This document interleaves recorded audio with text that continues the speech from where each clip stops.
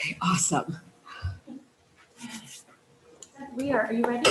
Well, yeah, was it ready? Is everyone ready? Ready? Okay, awesome. Ready? Starting. You're now live. I'd like to call this meeting to order at 9:05. And we have a moment for hearings. Do we have any cards? No comments. Okay.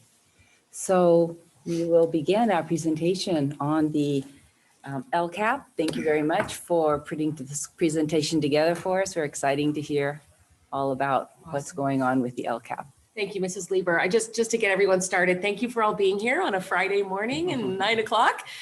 We're so pleased and proud to share with you the progress that we've made so far in soliciting and gathering stakeholder input for the development of our LCAP going into next year.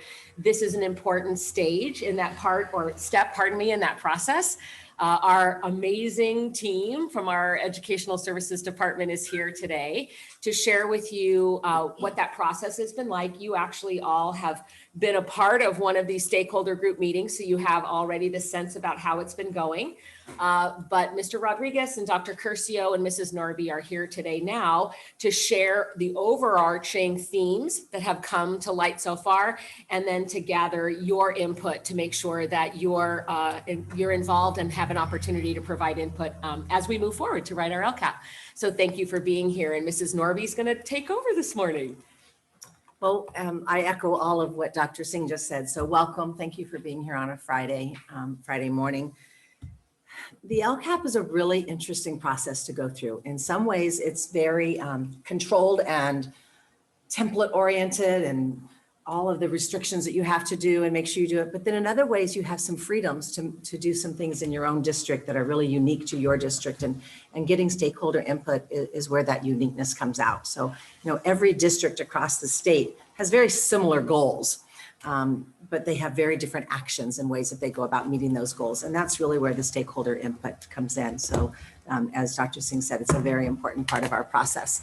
And as she also said, we have an amazing team in the Ed Services Department. I'm sure every department here thinks they have the best team, but we all know that Ed Services is the best team. Okay. So thank you to Dr. Curcio and to Mr. Rodriguez.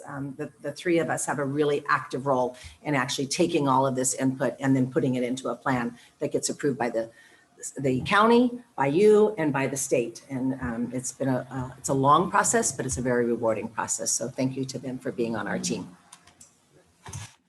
So our agenda today, you have a small little packet of information in front of you that includes the agenda, but then includes some documents that you just might want to reference as we're moving through the process today. But we're going to be kind of giving you an overview of the LCAP, the process that we go through, and the process that we go through. As you know, some of you have been a part of some of those process meetings, so you've been on the board and seen us go through the annual review process as well.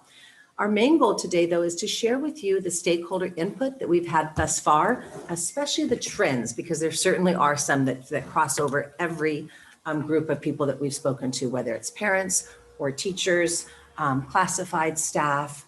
So you'll see some definite trends as we move through that. And that's really one of our goals today, is to share that with you. And then most important is to get your input. What are you looking for in our LCAP? What are some things that you think our district has been doing that we want to continue to do? And what are some other ideas that maybe as you've gotten to know our district better or been with our district that you'd like to see us move towards? And then it's our goal to see if we can kind of fit that all into our LCAP in some way. And then of course, we'll share with you at the very end what our next steps are. It's kind of weird presenting sitting down. I know, isn't it? Yeah, We're not used I'm to not that. used to that. I know. Like teaching sitting down. Yeah, I don't think I could do that either. So what is the LCAP? You all know in broad terms what it is, but really the way that it's just being described for us, we've come a long ways in 4 years since the very first LCAPs were written. But now it's really being talked about is it's a way to operationalize how you provide equity in your district.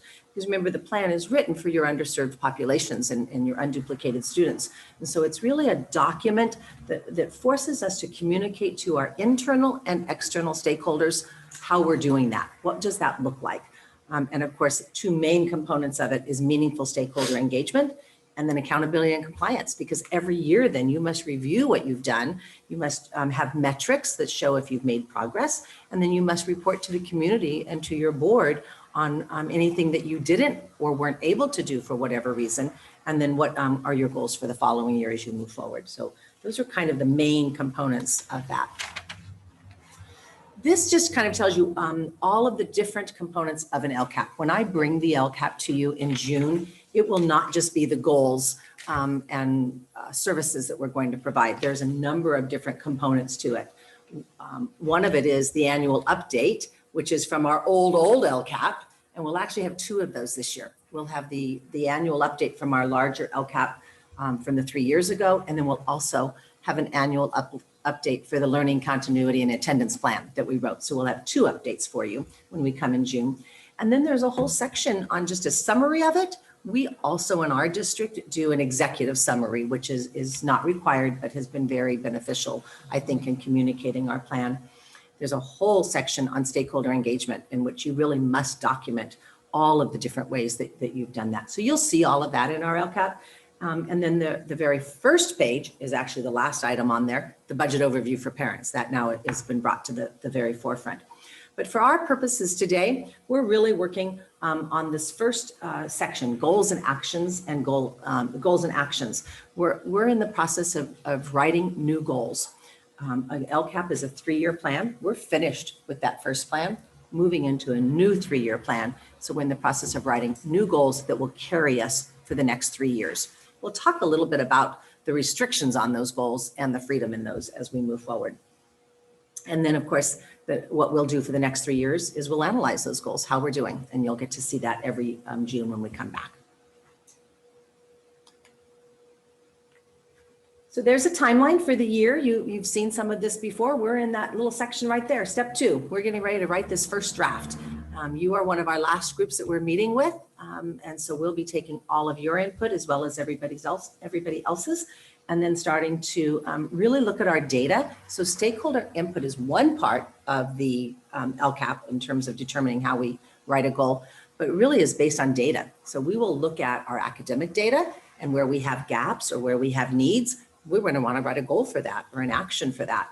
We'll look at our social emotional data and we'll want to make sure that we're addressing that. So it is all very data driven. Dr. Singh and I were talking about this in our office yesterday. One could make an argument that just about anything you want in your LCAP, you could find a place to put it. But it really needs to be data driven. And that's why our goals may be very different than Bonzel's, or our actions may be very different than San Diego City Schools. So it just is very unique in that respect. And then we'll be writing our goals and then our actions and services. The goals are the easy part. It's all the actions. How are you going to meet that goal? Because you have to document that. And then, of course, we'll bring to you our draft of that in June. This is what the County Office of Education is using with us this year, called the through line, that you need to, whenever you are getting ready to write a goal or an action, that you are considering this all the way through the process.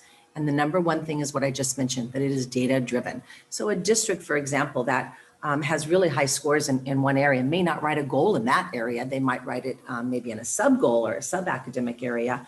But somebody who's really struggling maybe with getting technology to their kids, that might be a really strong goal for them. We are so lucky all of our kids have access to a device and access to internet. So that may not be as strong of action for us as it might be for another district. So it has to be very data driven. And then, of course, as we've talked about, input. And then from those two things, you identify your needs. What are the needs that our kids have? And then you write your goals. And then, of course, the very last thing is you have to justify in your LCAP how you wrote that goal. Why did you write that goal? You have to document the data that you used, the stakeholder input that you had, and why it's important to your students. So we're ready. I'm going to turn it over to Dr. We've been doing this so much, I was just ready. I know. I was just going to say, are there any questions about kind of the process that we're going to go through today? All righty, Dr. Curcio. This piece is just more of that overview, that our goals in nature tend to be more broad because you can have as many actions to achieve those goals as you need. When we look at our LCAP, really the purpose of the goals and the actions is to increase and improve services for our unduplicated students. They are our students with the greatest need. That is our English learners, our low-income students, our foster youth, because they generate an additional amount of what we call supplemental concentration. So we have local control funding, LCFF money, and there's like the basic general that we receive for every child. Then they're layered on top of that is the grade span adjustment to ensure our smaller class sizes and those pieces. And then there's supplemental concentration, which is generated from our English learners, our low-income students, and foster youth. In our district over the last 3 years, in our last LCAP, it was about $8.4 million. And we're really trying to look at, yes, we have goals or broad general goals that serve all of our students, that serve our entire district and help keep us focused and aligned on our work. But the actions within those goals need to benefit, especially when we're talking about the supplemental concentration, the students with the greatest need. And I think that kind of goes back to that slide about operationalizing equity. We really have to determine all of our students come to us with different needs, but we really want to make sure that when we are focused on this funding, this supplemental concentration funding, then it benefits our students with the greatest needs first. It can and is used and can benefit all, but our goal is to ensure that it benefits our students with the greatest needs first in order to close the achievement gap. And our plan is written for 3 years. The beauty of the 3-year plan, though, really is, again, that we look at all of our actions each year under those goals and ensure that we're implementing them, or if we didn't, explain why, what changes we made in order to ensure that our students each year, yes, their needs may change. We need to make sure that we're constantly reflecting on that and making changes that support our students with the greatest need. So the LCAP funding, how much money are we dealing with? It's about 50 million because it's our general fund as well as in our grade span adjustment, and then 8.4 million for our unduplicated or special populations. Which is part of that 50 million. Which is not inclusion. We're dealing with the entire budget when we're talking about this.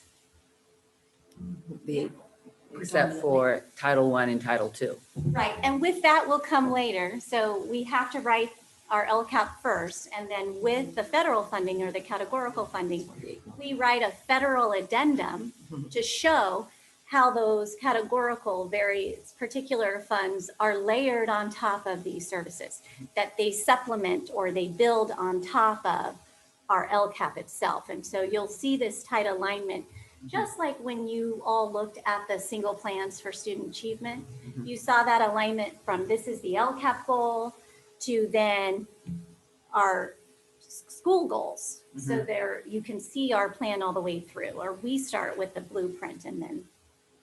So we're not going to be just addressing the 84 million, we're going to be addressing the entire package. Yeah, because the goals itself should address all of the services that we're providing. Okay, thank you. Which actually was a great question, because if you go to our next slide, our plan has to address all of the 8 state priorities. Student engagement is often confused with them being engaged in the classroom, but it is more about them being emotionally engaged in the classroom, coming to school. They look at student attendance, those pieces. Student achievement, we focus on language arts and mathematics and English language development, climate. These are the 8 areas. And I think we've talked about that on and off. They must be addressed in the goals. However, we can have goals that address more than one of these priorities. And we are actually having to show what the priorities are that our goals address. And then from there, what our actions address within these as well. So I'm sorry, those 8 priorities are established by who? The state The of state. California. Okay. So when Julie mentioned earlier that there's a lot of templates, and then there is this piece of the that is very kind of laid out for us, very controlled. It is to ensure that we meet the requirements of the state. However, as a district, again, It's our local control that allows us to decide how we are going to do that. Can you just go back to that slide again?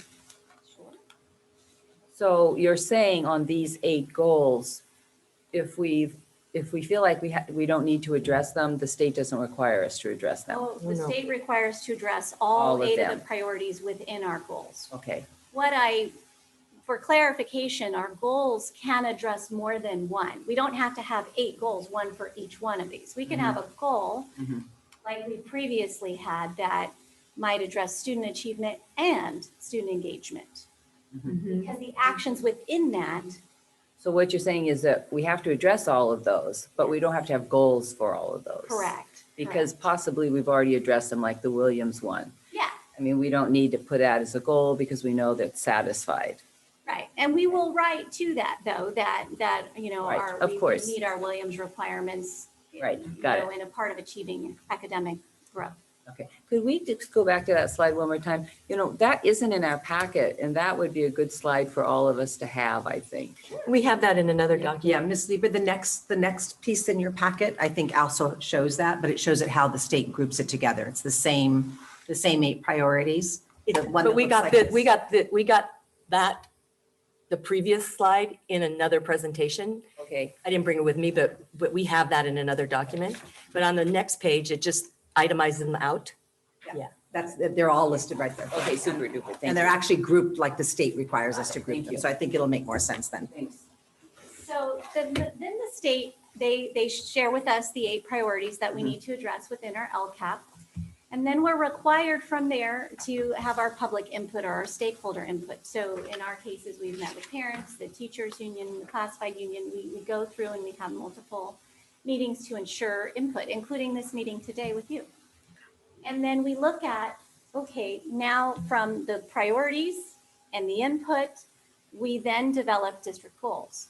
So what's nice about this slide is they have taken these overlapping and they have put them in 3 categorical sections. So you do know, in a way, you want to have at least a goal that addresses each one of these colored areas.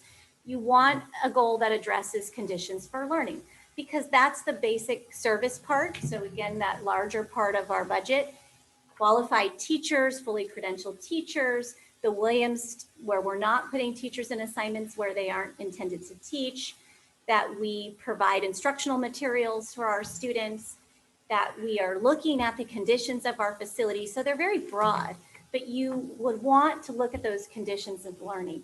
I think the other piece of conditions of learning that tend to be forgotten is that school climate and culture is a condition of learning that we need to address. That is the social emotional learning piece, the attendance piece, safety, physical health and well-being for our students are a part of what makes those conditions of learning successful. Or in the past, it would be the learning environments, teaching and learning environments, working environments in our schools. So you would truly want a goal that covers the conditions of learning and worded in some way with feedback from the public. You also then want to look at what are our student learning outcomes, a goal focused on student achievement, not just performance on standardized tests, but language proficiency growth, our reclassification rate, and our annual growth for our individual students in language arts, in language and math. Those are the areas that typically we really want to focus our student achievement on, because that is how we begin to close those gaps. Other student outcomes can be physical education, enhanced programs, so some, enrichment, after school clubs. It's trying to kind of look at that whole child, because we know it's not just reading and language arts and math. Yes, those are so critical and important, but we also want to be able to address that whole child and speak to their interests, which is that access to broad courses of study and ensuring that our students with their varying needs still have access to the same things as everyone else. And then finally, there is the area of parent and family engagement. This is a critical piece of our LCAP, and because we know that one of the top 5 factors in school performance and success for children are their parents' and families' engagement in schools. And having those community relationships and community partnerships, involving parents in decision-making, having voice, being on parent advisory committees, and providing even parent education workshops that parents want, and creating that partnership between parents and home, having schools when COVID is a little better, where they can come to and have lunch on the lawn and participate in their child's education at whatever degree or level that they so choose. And so that's a really critical piece of a goal. So did you have any questions about that? You'll notice if you were to go and search LCAPs across the state, almost every LCAP, and certainly in this new cycle that we're doing, will have a goal in each of these areas. And then a district might have a more specific goal of something that they are working on. One that we can anticipate in our district as well as across the state is equity is a really big area now that people aren't just talking about, but actually writing a goal and actions about. So you might see 3 goals in these areas: an academic goal, a social emotional goal, a parent engagement goal, and then a more specific goal that's something for your district. So that's pretty typical. It's just what the actions are that might look different. I have a, and maybe you'll cover this, but these goals, they're so broad that it feels like you could almost put anything in there, but I know there are some things that are specifically not included in the LCAP, like special ed and transportation. Or can you just touch on, like, what should we not be thinking about when we're thinking about these goals? So the beauty of kind of, as we look at goals and write broad goals, is that, if we were to look, you do not have to include transportation because it's not mandated. But if you were to think about transportation in a way as an improved or increased service, then you could. So you could So, include it. and we do address students with special needs and special education, not the spending of that very categorical or particular fund, but students with special needs still, again, are included in all of these goals and services. So you mean But the services of special education itself, we don't have to, because we already are going to do that. and that's a different funding pool that's Yes. completely separate and already Yeah. spoken for, basically. Yeah, or already because we done. must ensure that all of those IEPs and the needs of our students are met. I think that gets to my slide. Addressing our intent is to address all of our students and really understanding our goal is to develop these broad goals and actions for all of our kids. But we understand that there are factors that impact student performance, right? We understand that these factors are related to academic, environmental, social, emotional, mental, and behavioral health. Our true goal is to really create a system of equity where we recognize that all students come from different areas. They have different advantages and different needs. And so we've listed just a few here that are unique to Fallbrook. In the area of language proficiency, we understand that we have students that come with a second language, students with unique and special needs, or students with disabilities. Their academic history, it may be a positive academic history where they may have started early on with preschool, or they've had an interrupted academic history, or they may have not had a strong teacher in their academic career, or a positive experience. Socioeconomic status. We know that students and children of poverty have extra challenges that they need support with. Parents' education level as well. Dr. Cruz, you had mentioned those parents, not only education level, but do they have the wherewithal to support what's going on in the schools and to really contribute. Custodial care tends to be a big one. What is a home life like? What do the children go home to at night? And are they well cared for? Residency, you mentioned foster homeless youth or migrant students. What are the conditions there? Mental health, well-being, their social emotional well-being, very important, especially during this time, and making sure that that they're supported with there as well. And attendance is always a big one. It's a big focus of ours. What are the barriers to coming to school every day? What are the aversions? Sometimes it's peer issues. it's conflict, it's anxiety coming to school. So those are all things, all factors that contribute either to a healthy and safe environment for our kids, or an environment where it creates additional challenges and barriers for our kids.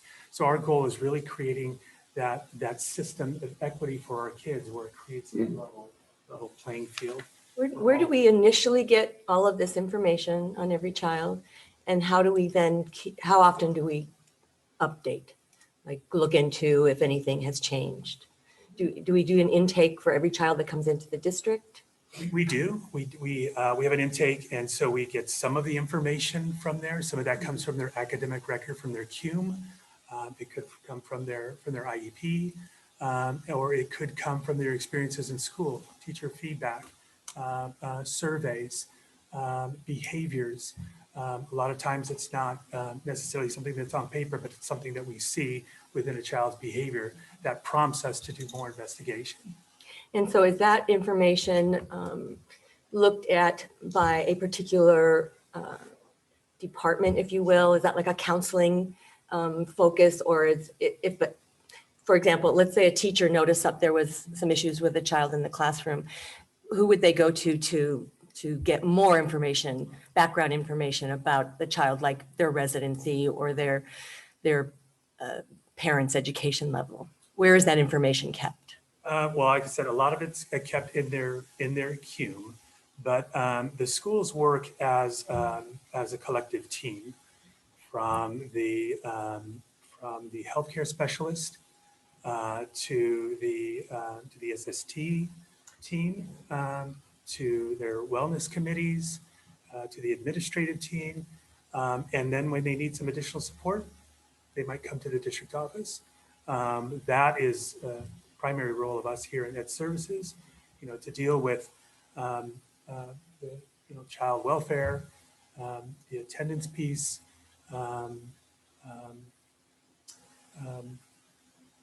really. Anyway, it's really the team approach. Dr. Kirsten, maybe you could talk about what your migrant. Well, and I think too is, we have a wonderful student information system.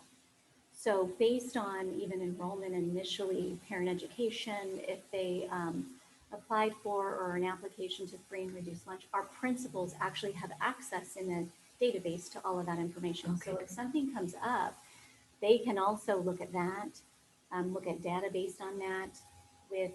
So migrant status, we flag that. So if they are in the migrant education program because of they're moving for work, then we know that. Just like if there was even a health issue, the teacher can see, oh, I have this student who's migrant education or an English learner, Okay. or all of those things. So there's a kind of, we have a student information system that supports our teacher with the level of knowledge that they are allowed to access. And then our principals have that next level with some of the confidential data that, like their income status, things like that. But going back to, we do have collective teams that when we start to have a concern or feel that we need a plan, Great. Okay. then the right players can come together and have access to this information in order to support those students. What is a CUME? Is that an acronym or a? Oh, that's great. Never That's heard a that great Tip question. record. It's a cumulative record. Cumulative So at the time that they start Okay. school, enter school, it starts a record on the child of health history, grades, attendance. Annual report card. Follows them all the way through. Goes all the way. And there's legal requirements of what must be in that CUME. So every child across the state of California has one of those. I wanted to follow up on Mrs. Lopez's good question. So if I were a teacher and school was starting in August, September, and I had a whole new class, could I go into each student's record beforehand and say, okay, so for Susie, this is where she is on all of those things. Would I have access to that basic For most information? of those things, yes. Except for the income survey and probably Free reduced lunch. parent education level. But English learner status, program status, any of those things they have immediate access to, including even their local benchmarks, things like that. We have an information system with all that data. So I can look and see that little Susie read at a 1.6 grade level at the end of last year. There's also some academic information as a teacher I can access. Anything in there about custodial care or, but not the socioeconomic status, I think I hear you saying. That's a different level of confidentiality. Usually at the administration. Okay. Usually those records are kept with a counselor, which would be confidential records. Yeah. Sure. Okay, thank you. But the reading score is actually, their actual reading level is documented for every student. 4,500 students have a reading level in their CUMES. Not in the, Well, not in the, we don't put it in their CUME. It actually goes in a database system that teachers, so each year when their class is updated, they can see their current classes information. Or they can go back and look at their previous year if they're Report curious. cards would be in the queue. So what's the document that it's kept in? Illuminate. Illuminate, okay. Just now we can justify why we buy Illuminate. Yeah. Right. Oh, well, it's so I'm much more just than that. teasing. I We buy so many softwares and we're like never quite sure how we're using them. Sure. Now we know how we use Illuminate. So the teachers know by looking in Illuminate, and all teachers know to go there. So they all know their students' reading scores and math scores. And is that shared with the parents? They can, there's a parent report there, or there's also a parent report in the actual program where the students take the assessment. So, So- and the teachers can look there as well. And so how is the parent, I mean, so it's optional to share it with the parents or it's automatic? Will it be shared through the report card system, through the report card, Or through Yeah, a right, on the parent. right. narrative Show parent-teacher reading levels, conferences? do Sometimes. Or I would say that, or it would be a parent-teacher conference. Uh-huh. I think that as eager as we are to share academic information and progress, that it's always best that a teacher share that type of thing in person, or at least explain what's coming home and what it means before it goes home. So it's critical that teachers understand that they have that data, that information to plan, but also to share with parents in a way that they're going to understand what that means. Because, when we're talking about parent engagement, it just seems like the parents, when we attended these town halls, they're a little confused to even know what to ask for, right? I mean, what do you ask for? But if they had their student scores, they would know what to ask for. So I'm just wondering if there isn't, that couldn't be, I know I'm jumping ahead, but it just seems to me that from what I attended, all of the town halls, first there were very few parents, but the parents that were there, there's a lot they could ask for. But the number one thing a parent wants is their child to be successful. And the number one thing to be successful is being able to read. So I'm just wondering if we couldn't look into that a little deeper, how we could share that with our parents, because then parents would know how to be engaged, what engagement mattered. Everything else becomes secondary, possibly. I mean, they want to be safe, of course. They want to have, a good attendance. They want all these other things, but the number one thing for success is reading. And that's why I think the fall conference is so important, that every parent attends and that we require that every teacher reach out to every parent. It is so that they can have that opportunity to have that dialogue Mhm. and share that information with parents. What's the So- percentage of attendance? I would have to ask each individual school. I don't want to give you information that isn't accurate. I would It was just very high. like to say, from my perspective as a parent, the teachers do use those, all of those different programs. When we sit down for a teacher conference, there are reports from, Lexia and ST Math and all of those that do show the reading level. But I understand and I agree with you on the part when parents come to the LCAP, a lot of times they don't know how to translate that from that to like these programs and goals. And it's sort of, it's at such a different level to try to connect that with, the report I got from Lexia said my child was not reading at grade level, but what does that mean we need? So I think there's, and maybe we'll get to that, but how to kind of help Communicate. parents understand what is possible, like what the resources we have and I know that's an important part of that, the data, what that tells us and what the research tells us will help with that. I mean, parents have no way of knowing unless they have a PhD in education. They're not going to know what they need to get their children's test scores up or their reading level up. And that's, that's up to our staff to kind of show them, well, this is what the research says. And if reading is your main focus, here's how we can, we can address that. Thank you. Good. And I wanted to add to that, and the report cards do mention, the teacher will say, read more with your child, or, they're very concise as to how they can improve in a certain area. So I think having a report card, attending these meetings is a good, I think it's a good suggestion. Say that again. To have parents bring their students' report cards to these meetings, to the LCAP meetings, future, any type of meetings involved with what their students need. So that way they know, well, okay, They know what to ask for. because it's there, it's in the report cards. Yeah, and we are required to report to parents progress at the end of the year, not just via report card, but via any state assessments that I we was did. just going to So- ask on the so state Our assessments, do they state have reading assessments, we're levels and math required levels? to send those I out. remember. Yes. Yes, they are. And if you don't have a CASP score, the state assessment, then you would be required to report out your local benchmark. So for example, last year was a little crazy because of COVID and nobody really knew what we were doing. But as we move into this year, if for some reason our CASP is waived, we will be required still to report out progress on a standardized assessment. So that's in addition to their report card. And then their report card, as you know, if you're in the elementary school, is a standards-based report card, and it shows their progress on the academic standards for that year. Are they approaching standard being met? Have they met the standard? Are they exceeding standards?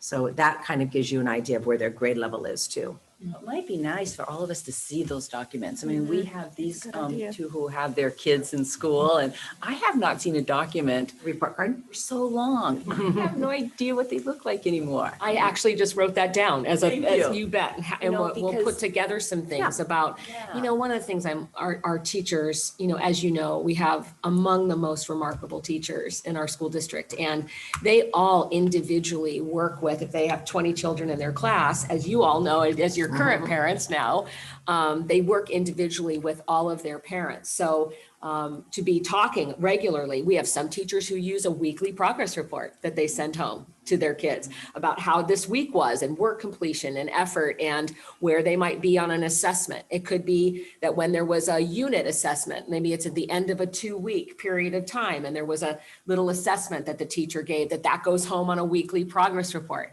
So our teachers use a variety of ways that they communicate with parents for informal assessments that are going on, which are actually the most important because they're the day in, day out watching children and observing how they're doing in an authentic setting, right? And then you have these more periodic places, as you've been describing, the parent-teacher conference, the report card, it could be the end of trimester assessment. So what we can do for you is, first of all, pull together just some samples of the kinds of things that we share with parents. Yeah. Great idea. And then we can also just share with you just the variety of strategies that our teachers use and maybe give you some kind of authentic documents that you could see about how that happens in a variety of ways across our schools. And so we'll pull together kind of an artifacts kind of thing for you, which I think would be super informative for everybody. If you haven't had your kids in school in a long time. Yeah, exactly. So I think that's a wonderful idea. So I've written it down and we'll make sure we pull something together for you. You bet. You bet. As we move forward, you will be, I think, pleasantly surprised Yeah, at some of yeah. the things that our parents were willing to share with us throughout our meetings about those topics. Thank you. You bet. So Mr. Rodriguez is going to talk to us about sharing with you some of the stakeholder engagement opportunities that we've had so far.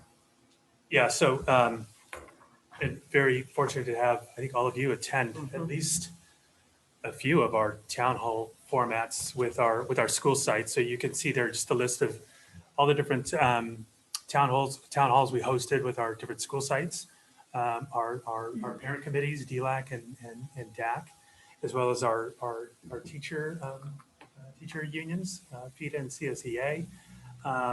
We had a great session with our administrative team and here today with all of you.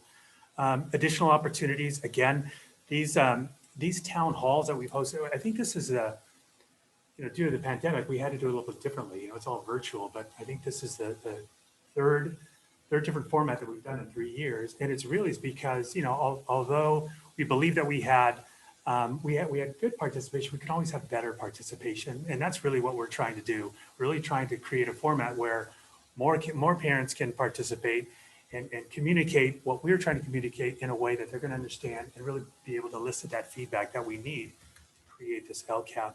But there's also some additional opportunities that we've had. It's not a one-shot deal.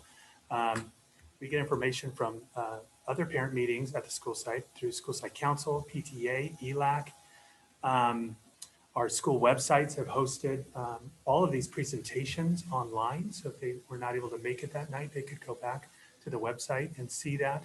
And then also, they're also provided an input form on questions that we're seeking. Again, things that they've appreciated in their school sites, as well as other ideas and suggestions that they think would be beneficial.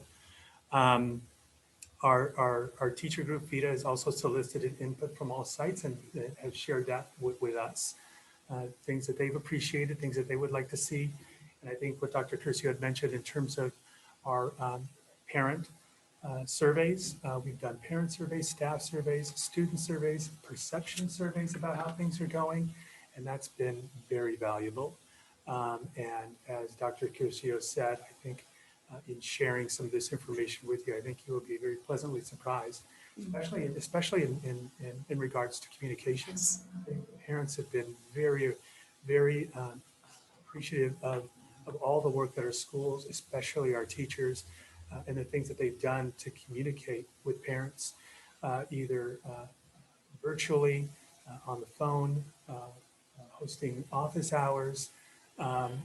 We've gotten lots of positive feedback on that. So anyway, lots of data, lots of information to help us create some goals for our LCAP.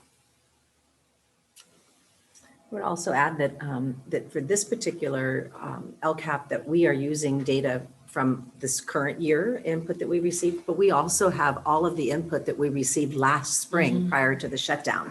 Because remember, we were getting ready to write an LCAP just as everything shut down. So we had met with all but 2 schools, I believe, last year before we were closed down. So we have all of that input as well. And those meetings last year in person were very well attended. And so before we take a little break, we're going to kind of talk through from this point on. We've done this presentation piece to get everyone familiar with what we're doing and how we're working to write our new LCAP. And we're then going to be asking you to give your input in the areas of conditions of learning, student learning outcome, and engagement. I think the most important thing, kind of going back to what you said earlier, Mrs. Liebes, is that it kind of doesn't matter. Like if you have input or you have an idea, you don't need to know if it's 1, 2, or 3. Good point. Because we can move it. That's right. We'll figure out where it goes. Yeah. The input, Totally. the input is just the most critical thing. And we say the same things to our parents, even to the teachers, because what you'll find is in education, there's a lot of overlap, it's like a giant Venn diagram. And so again, it doesn't matter if it's a 1, 2, or 3. If you think that it sounds good and you're going to say it there and then we move it over that. And so you do have some Post-it notes in front of you that we're going to use, which makes it even easier to move thoughts and ideas around. And in our process moving forward, we're going to share with you just kind of the overview of the topic and what we went through we recorded and took notes on all of those various meetings that Mr. Rodriguez just discussed. And we pulled all the trends, the repeated things that people kept saying over and over again. So if it was support with reading or intervention, you're going to see that trend was something that came up. Because I think although this can be a challenging process to participate in, because there's just so much that happens at a school, and that information, every person receives it and perceives it in a different way. But you're able to really see the trends across the way. And so we've provided that for you. And then after we share those trends of what we've seen so far, we're going to take a moment to ask you for you to have a moment to think about your own input, write it down, and then share it. So these are our two questions. I'm sure you're all familiar with these. I'm sure you've heard us ask them.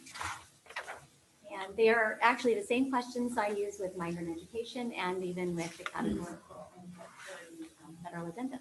Because really it is, what are we currently doing that you believe is contributing in this area of success that you would want us to continue to do?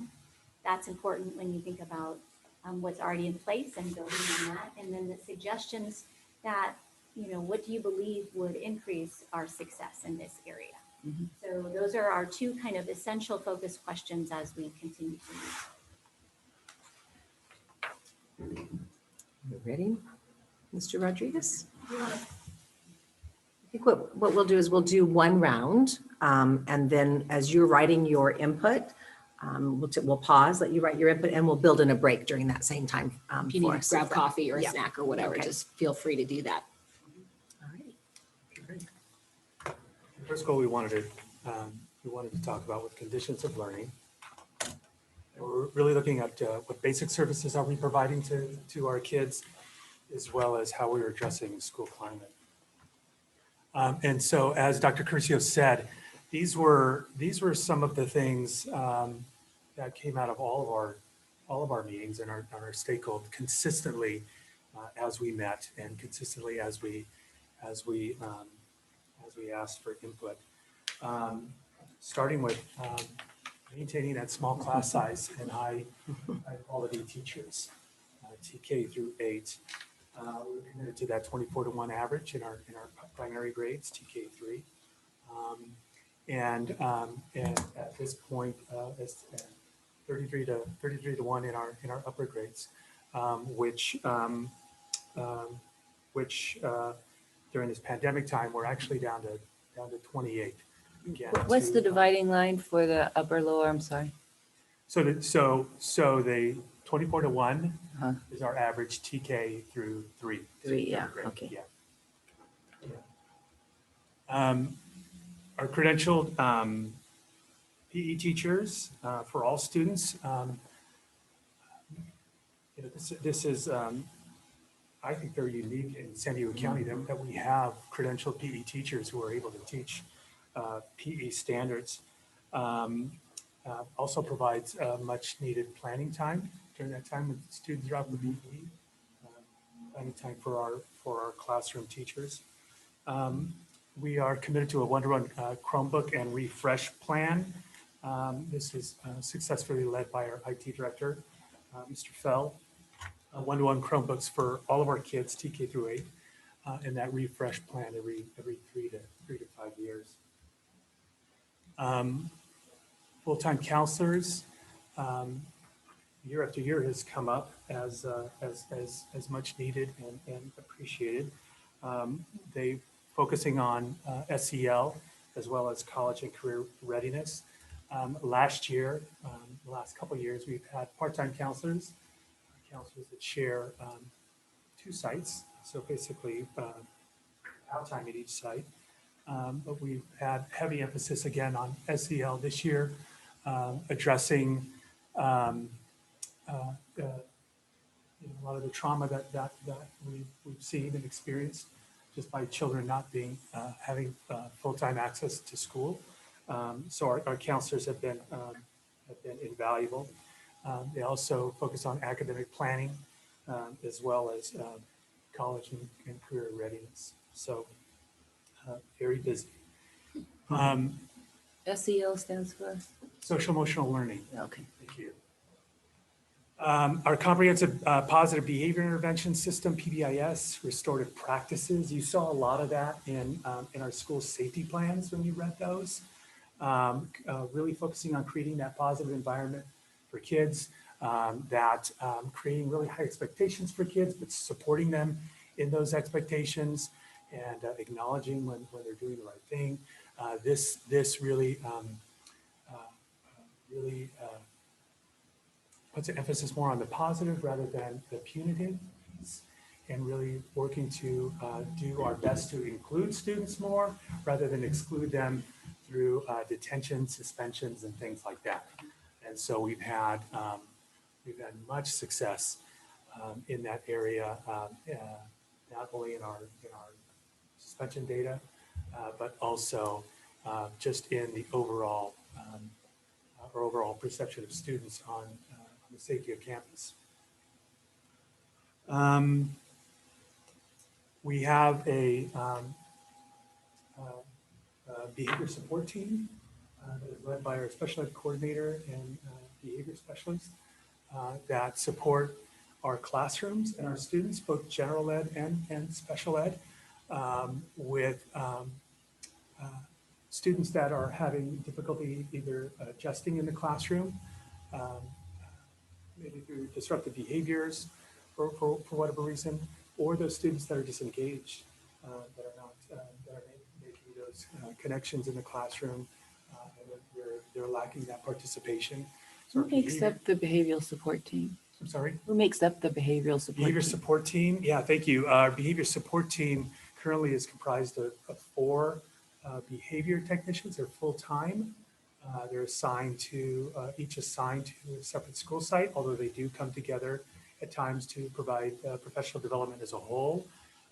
So those are classified people. And then I have a special ed coordinator who oversees them at this point. We also have a behavior specialist who's out on leave currently, but does the intake and the intake of referrals from our administrators and school psychologists, and then meets with the team regularly to discuss strategies and any other resources they might need. They have specific training as registered behavior technicians. Again, dealing with specific student behavior, but also how to organize and structure classrooms. So it's really supportive to, again, not only our special education classrooms, our special day classes, self-contained classrooms, but also our general ed teachers who, with one child who's having behavior difficulties can really disrupt the whole classroom. So they will work, again, to work one-on-one with the teacher on strategies, but they can also work with the other instructional assistants in the special ed classroom to teach them the skills that they would need then to be able to work independently on their own.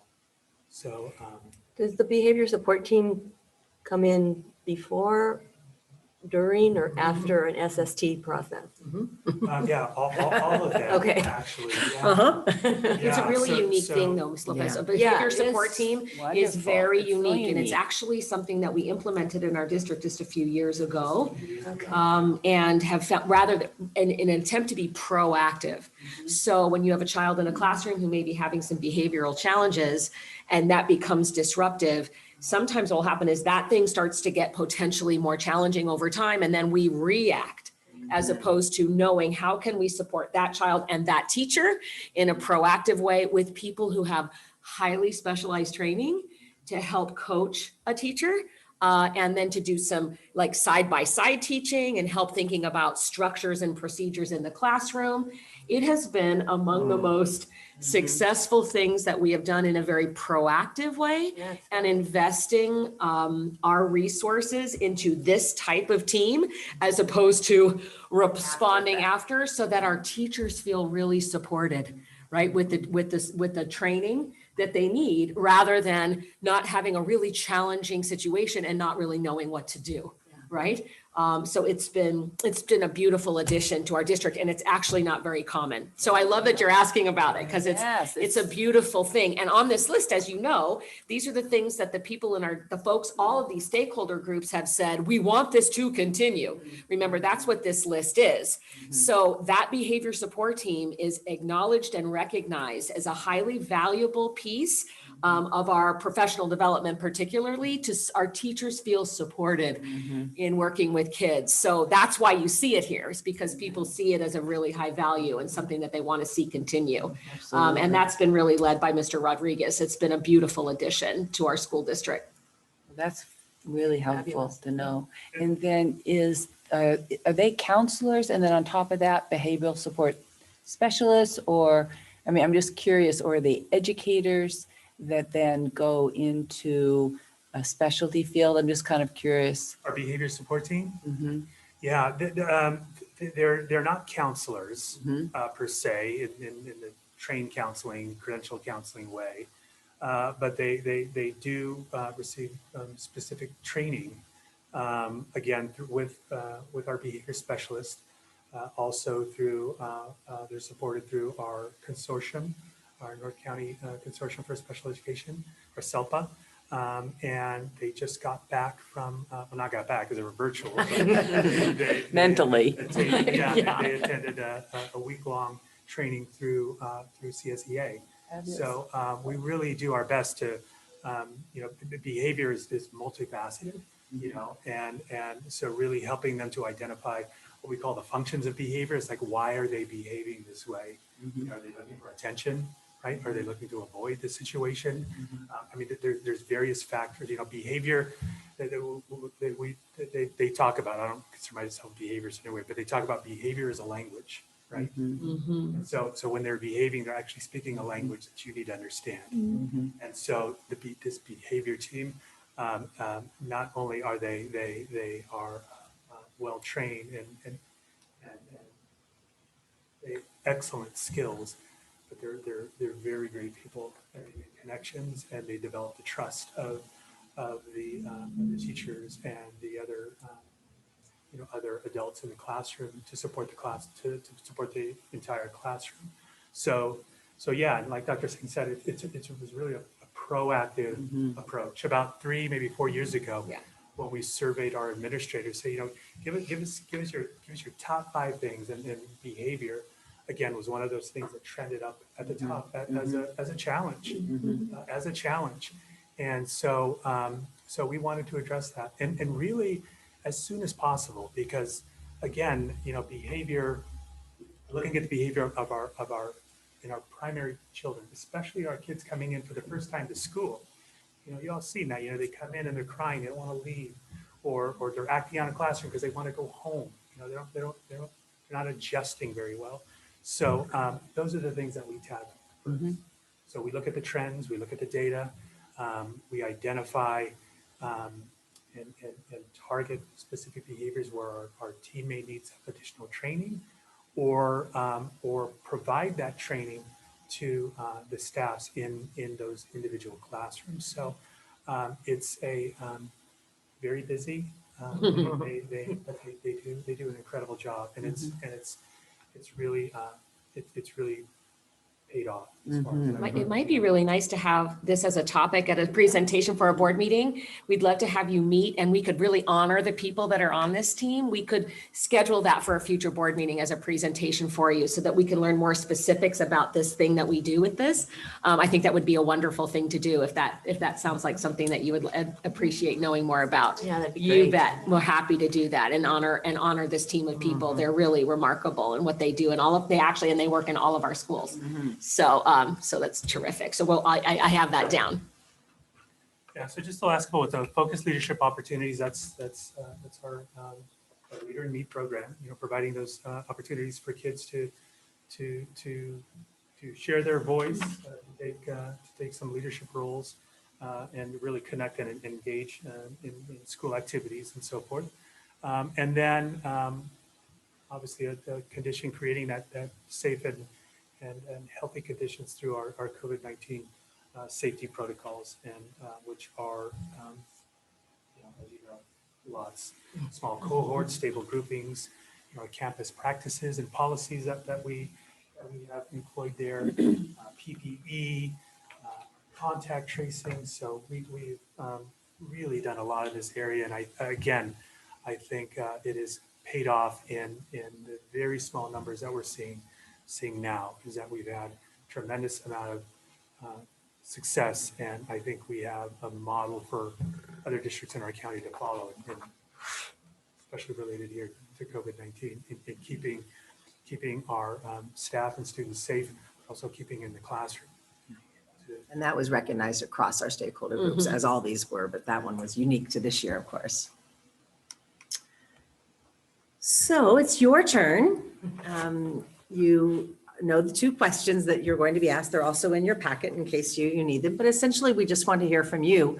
What are some things that you'd like to see us continue to do? Doesn't have to be ones that were listed before, but they might be, or things that you've heard about or you've seen or you've heard from your constituents that might be of interest to you, or things that you've heard about from other districts that you might want us to explore or look at in terms of the conditions of learning in our district. So I would ask you that you could refer to your colored document in here for some specific areas, what falls under conditions of learning. It's the blue area. And then use your stickies to just start jotting down ones that you'd like to keep. It doesn't matter if it's a new or a keep, we'll be able to figure that out certainly. And I think that we'll build a break into this as well. So maybe taking about 12 minutes. So we'll come back at 20 after, according to that clock, 20 after to write your things on your stickies. We'll collect them from you so you don't have to get up and move around. And then Mr. Rodriguez will take them, put them over here on the poster, and then he'll group them so that then when we have our debrief at the very end, we can say, this was an area that was talked about, this was an area that was talked about. So I think that'll be a process way that'll allow for all voices to be heard, but not to maybe take an exorbitant amount of time. And then we'll build in a little restroom break or a coffee break at the same time. Mrs. Lever, you had a question? So you wanted us to give you what you think we should continue also on the green Yep. card? Yeah. Okay, so One you have idea to on each leave one. that slide up for us. We can, it's also in your packet. Wait, though, the slide that gives all the wonderful yes. things. Oh, that yeah, we're the doing trends right so now. far, yeah. Yeah, I'm gonna Not leave in our that up, packet, yeah. and Yeah, that yeah. is what we would want to And these list. were only trends. You might know of something else that is happening in our district for, that isn't listed up there that you'd like to But see. these continue. are all great. Yeah, these Yeah. were the ones that were across the stakeholder groups Yes, that came up. People who want to see these things continue in our And- district, yeah. And there were many other things that came up too, but these were Right. just the common trends. So silly question. Do you want us to put each individual? One idea Yeah. for each one, Yeah, right? that's probably the easiest way, but if you want to put 4 of them on there, we don't. No, it's all good. We don't want to micromanage. I want to know what Yeah. the instructions. That's probably the easiest way if we need to move it, but we're going to type these up at the Yeah, end. yeah. Then we can move them. Yeah, Yeah. we're going to type them all up at the end, so. Okay. Can you tell me what the class sizes were before? Cindy, can we talk a little bit about class size for just a second? Because we have our class size, I wrote myself a note that I'm in my weekly update. I'm going to give you our class size averages right now because they're lower. They're much lower right now due to COVID. As you know, that's how we've been able to open our schools. And everybody likes that. And a lot. that's really what is being talked about here is how much lower they are now and maintaining lower class sizes. But what is more typical and what's legally required is a class size range, right? Depending upon the grade. So Cindy, you want to talk about that? Yeah, prior to COVID, if we can remember that, the class sizes for the TK through 3rd grade was limited in order to receive funding 24-1. So that was the maximum class size average to get the funding that Dr. Curcio referred to as the grade span adjustment. So it really, I don't know if you're familiar with the old class size reduction funding that was out in the 90s. That program got rolled into the LCFF funding when that came about. But it's the same thing. It's money that we received that's already built in because we have been receiving it for years to keep the class sizes for those grade levels at 24-1. So that existed before. Coming into this year, when we were looking at what we could do and how we could get the students back, it really became more of a logistical, how many kiddos can we fit so far apart in the classroom, how many desks, that kind of dictated what the class sizes would be or could be.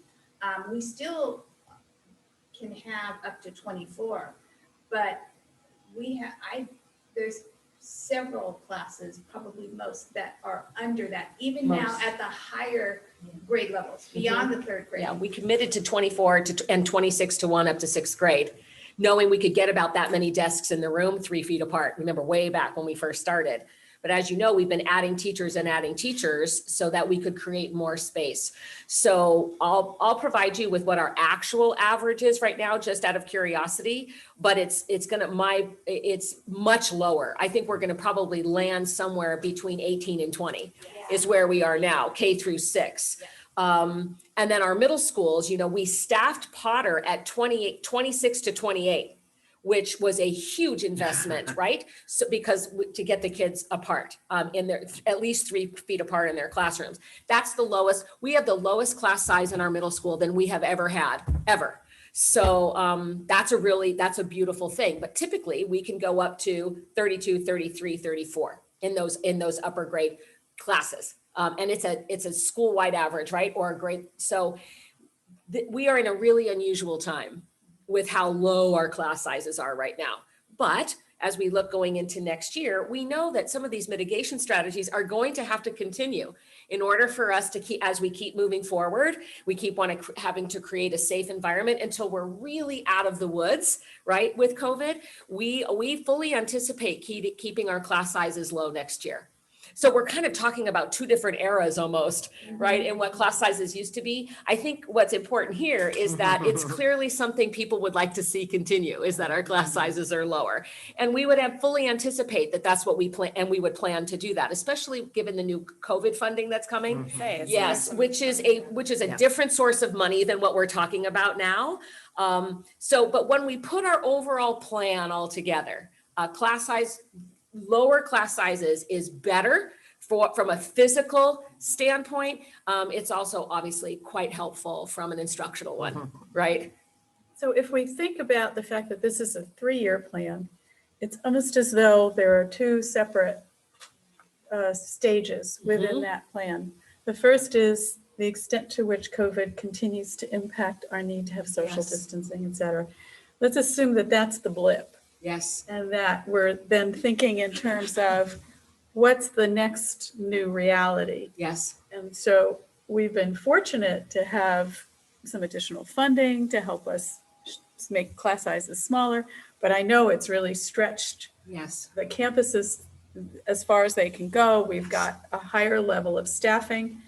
And we know that in 2023, when the LCFF funding changes, we could lose 3 million plus. Hard to know now, right? It's really hard to know. So we may be operating with a lot less revenue and unfortunately have this blissful time where we've had smaller classes. So I guess my question to you is, knowing that we may have less revenue to work with, what is our thinking at this time about, since we're doing this plan, what that second stage might look like? Yeah. Because it has to be realistic and Of fiscally course. sustainable. Of course. It's going to be hard, Mrs. Lundin, is that not having a crystal ball, we can plan for now and then think about possibly the year after. But what I would anticipate is, for example, the new federal money that's coming is going to give us the opportunity to spread that over a 3-year period. So we may decide that we want to keep class sizes low, and we're going to commit to doing that. But we will have to, the best part about this process is that we look at what we're doing and then we decide what needs to be modified the next year. We don't have to have we could have a kind of an overarching goal of what we want to see 3 years from now, but we need to modify as we go. And that's the way our budget process has always worked.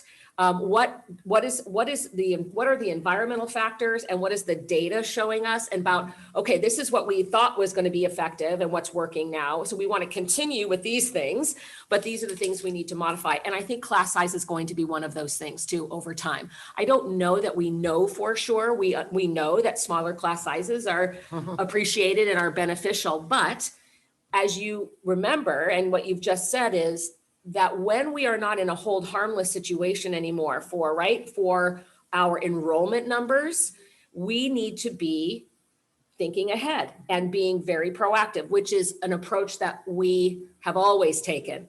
We're always thinking way in advance, how much money are we setting aside so that we don't have a surprise in the future. So I don't know that we're going to have an exact plan for 3 years as far as quote class size, but we're going to have contingencies and we're going to have opportunities to make adjustments as we go each year as we rewrite our plan. Next year, we could fully anticipate that we will have the lower class sizes. We need to maintain our lower class sizes because this blip really isn't over yet. And we want to be sure. Now we're seeing some changes in what the requirements are for distance between desks. You probably saw that the thoughts on this, 3 to 6 feet, the thoughts on this are really changing. You probably read a little bit even this morning that this 6 feet of distance is really not necessary. We can get all kids back in school if we take this down to 3 feet. And I fully anticipate that that's going to continue in that trend, because people know that we can't fully reopen our schools unless we deal with this distance concept, right? So I would anticipate that we know we're going to have a plan for next year. And then as we get into this time next year, we'll consider, is maintaining the size this low our priority? Do we want to continue to dedicate this amount of money to maintain our size the way it is? Or do we need to bump up sizes just a little bit in the upper grades, let's say, and then be able to take that money and shift it to something else that's a different priority at that time? So it's a kind of we're trying to be predictive, but we don't necessarily have a specific plan for 3 years from now. It's why we're allowed to iterate, right, in this process on the LCAP. And that's why we have an annual update where we have to Yeah. now say, okay, here's what we did this year or Yeah. didn't do, and here's what we're going to plan to do next year. Yeah. I have a follow-up question. Again, as I'm learning more about the district, to what extent, and maybe this is grade level driven, to what extent does a teacher have an aide available part or full-time in a classroom? Yeah. Or to what extent are they operating as a solo Yeah, instructor? instructional aides are not assigned to classroom teachers. That's actually something that there has not been the funding to do for many, many, many years. So in a situation where a teacher might have a student in their class who has special needs, who might have instructional aid support as far as something that happens for accomplishing their goals and their IEP, you might see instructional aid support in that environment. But as a rule of thumb, our teachers do not have instructional aides in their classrooms. Now, they have other types of supports in the form of reading intervention teachers, where they can, reading intervention teachers might push into the class to work with a small group of kids, or they might pull kids out of a class to work with a small group of kids who have similar needs for intervention. That's a much more typical structure in our district as opposed to assigned instructional aides. Part of the reason, there's many reasons that that's true, but one of the things that's so important is that children who are experiencing slower progress, for example, in reading, we want the most highly qualified teachers working with children who are having the most difficulty. And what we know and would hope for is highly qualified, credentialed teachers, right? To be working with kids who are having the greatest difficulty. And it's not that paraprofessionals provide incredible support. And there's lots of them that we say, we want, get your teaching credential because they're so exceptional in their ability to teach kids. But as a rule of thumb, it's credentialed teachers that we want working with kids who are slower progressing in their skills. And I would anticipate with all of the support money that's coming, and this will be a future, right? This will be a future opportunity to talk with you about what are the plans for these supplemental money that we're receiving from both the federal and the state related to COVID and learning loss. You're hearing about that. We're going to share with you what our plan is to utilize that money effectively over a period of time. And one of the most important pieces of that will be enhanced intervention in our schools, so that we're really able to assess kids well and provide that direct intervention and support that they need. And then the additional adults that we need to be able to do that, whether it's additional paraprofessionals it might be, or additional, maybe even potentially full-time credentialed intervention teachers that we can keep in the job. So that'll be a whole description that we'll come back to you with, and this is the learning loss mitigation money, and this is our plan to utilize that money over the next couple of years, knowing what we know is best practice. So learning loss mitigation wasn't meant just for some, the way it was presented at the board meeting, the word summer school was on it. It's So one piece. Summer school is one little strategy out of a large list of things. You bet.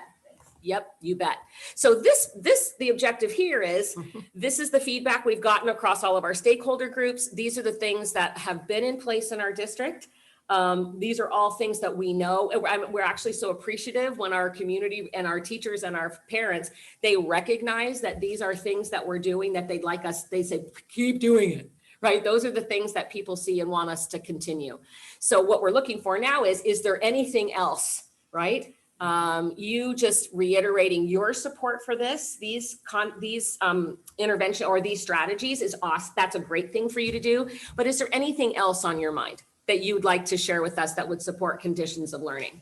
There was one other thing that I heard from parents at the meetings, it's not on this list, is our full-time assistant principals. And I know they're involved in all of these things, doing all of those things. That's right. But that's a rare thing. They're essential. Write that down. And Yeah. one parent had a really good point that they provide a lot of continuity, like, you know, when principals change over, a lot of times the assistant principal stays and they're the one that knows, you know, where we keep the That's ladders, right. the things That's that continuity. So Be a perfect thing to put on your sticky. Yeah, and they're all great people. So. they are. Well, effective schools need effective adults to run them. And one of the reasons why our schools are as effective as they are is because we have highly talented leaders who are there to support classroom teachers, right? One of the things that, you know, if you're a lone principal in a school, there's only so many hours in the day. So when you have that our assistant principals have been a priority of our community for many years now, since we've been able to put assistant principals into our schools.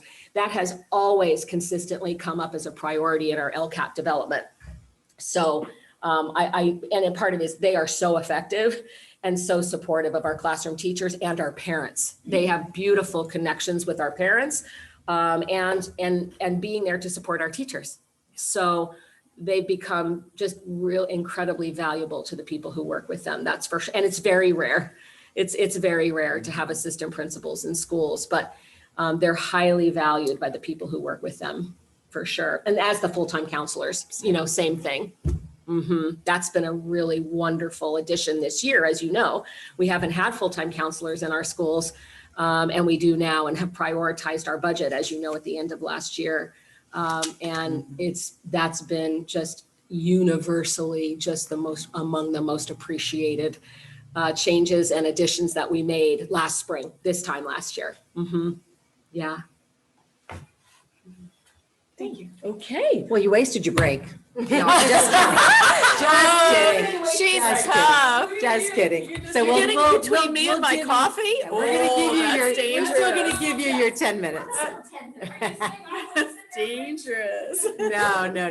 Look at Joanne. So, but No, I'm go just ahead, right- fill in your stickies. Right, because if I don't write it down, Down I'll on forget. restroom coffee. We'll come back in about 10 minutes. You want us to put them up there or just give them to you? You can just leave them there and we'll come collect them from you so that we don't have the gathering at the poster. Thank you. Thanks, Seth. Thank you, Seth. And then we could maybe, is that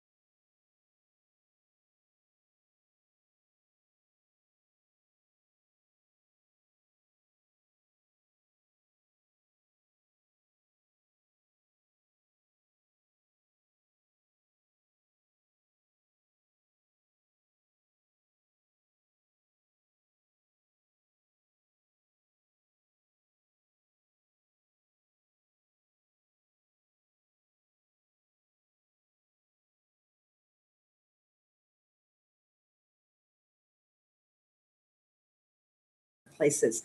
But in this particular area, personalized learning opportunities really talk things about like Thrively, things that where our kids are able to pursue their interests, their passions, their strengths. It might also be a project that they're working on that incorporates standards and skills, but that is unique to their interest area. So that came up very strongly in all of our stakeholder groups. Of course, academic support, continuing to give our students extra support in English language arts, mathematics, and language acquisition. Every year this one comes up, and this year was no exception, increased fine arts opportunities. We heard it even more this year because, of course, our kids are not on our campuses and we're not having as many opportunities for assemblies or some of our different groups at Luminary Arts that came in to us last year. Although we are beginning to have a lot more assemblies via virtual and classrooms taking advantage of that, but nothing replaces the personal touch of that. So that continues to be an area of interest out of our stakeholders. College and career readiness, this was a new one this year that came up in terms of really calling out robotics, coding, clubs for kids after school. So we included that one. This one has come up in the past, but was even more so this year, parent choice, that our parents want to continue to have opportunities for things like our STEM Academy or May Ellis with our dual language. And this year, of course, Fallbrook Virtual Academy came up. Some of our parents have an interest in continuing that learning opportunity for next year. Can you explain the parent choice one a little bit more? I'm just not clear yet. That our parents have choices of schools that are other than just their school of residence. Okay. So that they have a Move program. their kids around. Yeah, so that they have an opportunity like May Ellis to have the bilingual and the dual language program, things like Fallbrook STEM Academy. And then this year was added Fallbrook Virtual Academy. And we have parents who would hope that we would continue to do some continue to do that for next year. What's our policy right now? Well, we would anticipate that we are going to have a high, at least a pretty decent size interest in continuing our virtual academy. The question will be what the legislature does with virtual schooling, instructional minutes, and whether or not students in a virtual school still qualify and it's still allowable for ADA.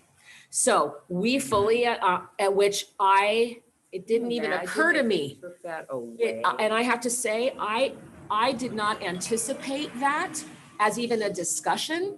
And it came up yesterday in the state superintendent's call yesterday. And you could just see the chat box got loaded with, wait a sec. So those are Our things. schools have always done that, though. Right, there is a way, well, we have a homeschool academy, which is another choice, right, for us that's not up there. But the idea of keeping modification to the required instructional minutes. So I have to learn more about this. I would fully anticipate that we will have our virtual school, as I've told you before, that there is a need for it, there's a desire for it, and that there would be considerable advocacy to continue a virtual model in school districts across California for next year. So I'm not saying that I don't think we need to get alarmed by it, but the advocacy for it is going to start ramping up if there's any discussion, I think, of not having that be an allowable thing. What I learned yesterday is that there are some folks who are advocating for it to be eliminated because in some districts they see it as too difficult to offer both. So not everybody, some people would like to see it go away, so it just makes it easy for kids to have to come back to school because that's easier for the system to deal with. We've been able to create this school quite successfully. We have a beautiful model that parents appreciate, and we're surveying those parents now about their interest in coming back next year. But that's clearly something in our stakeholder input that people appreciate about our district because we also have a homeschool option, as you know. So those, the choice of these 4 schools of choice is a really wonderful thing for parents to think about where they'd want to have their kids attending. And our teachers mentioned that that's of interest to them too, so that our parents have choices, but that they have choices also.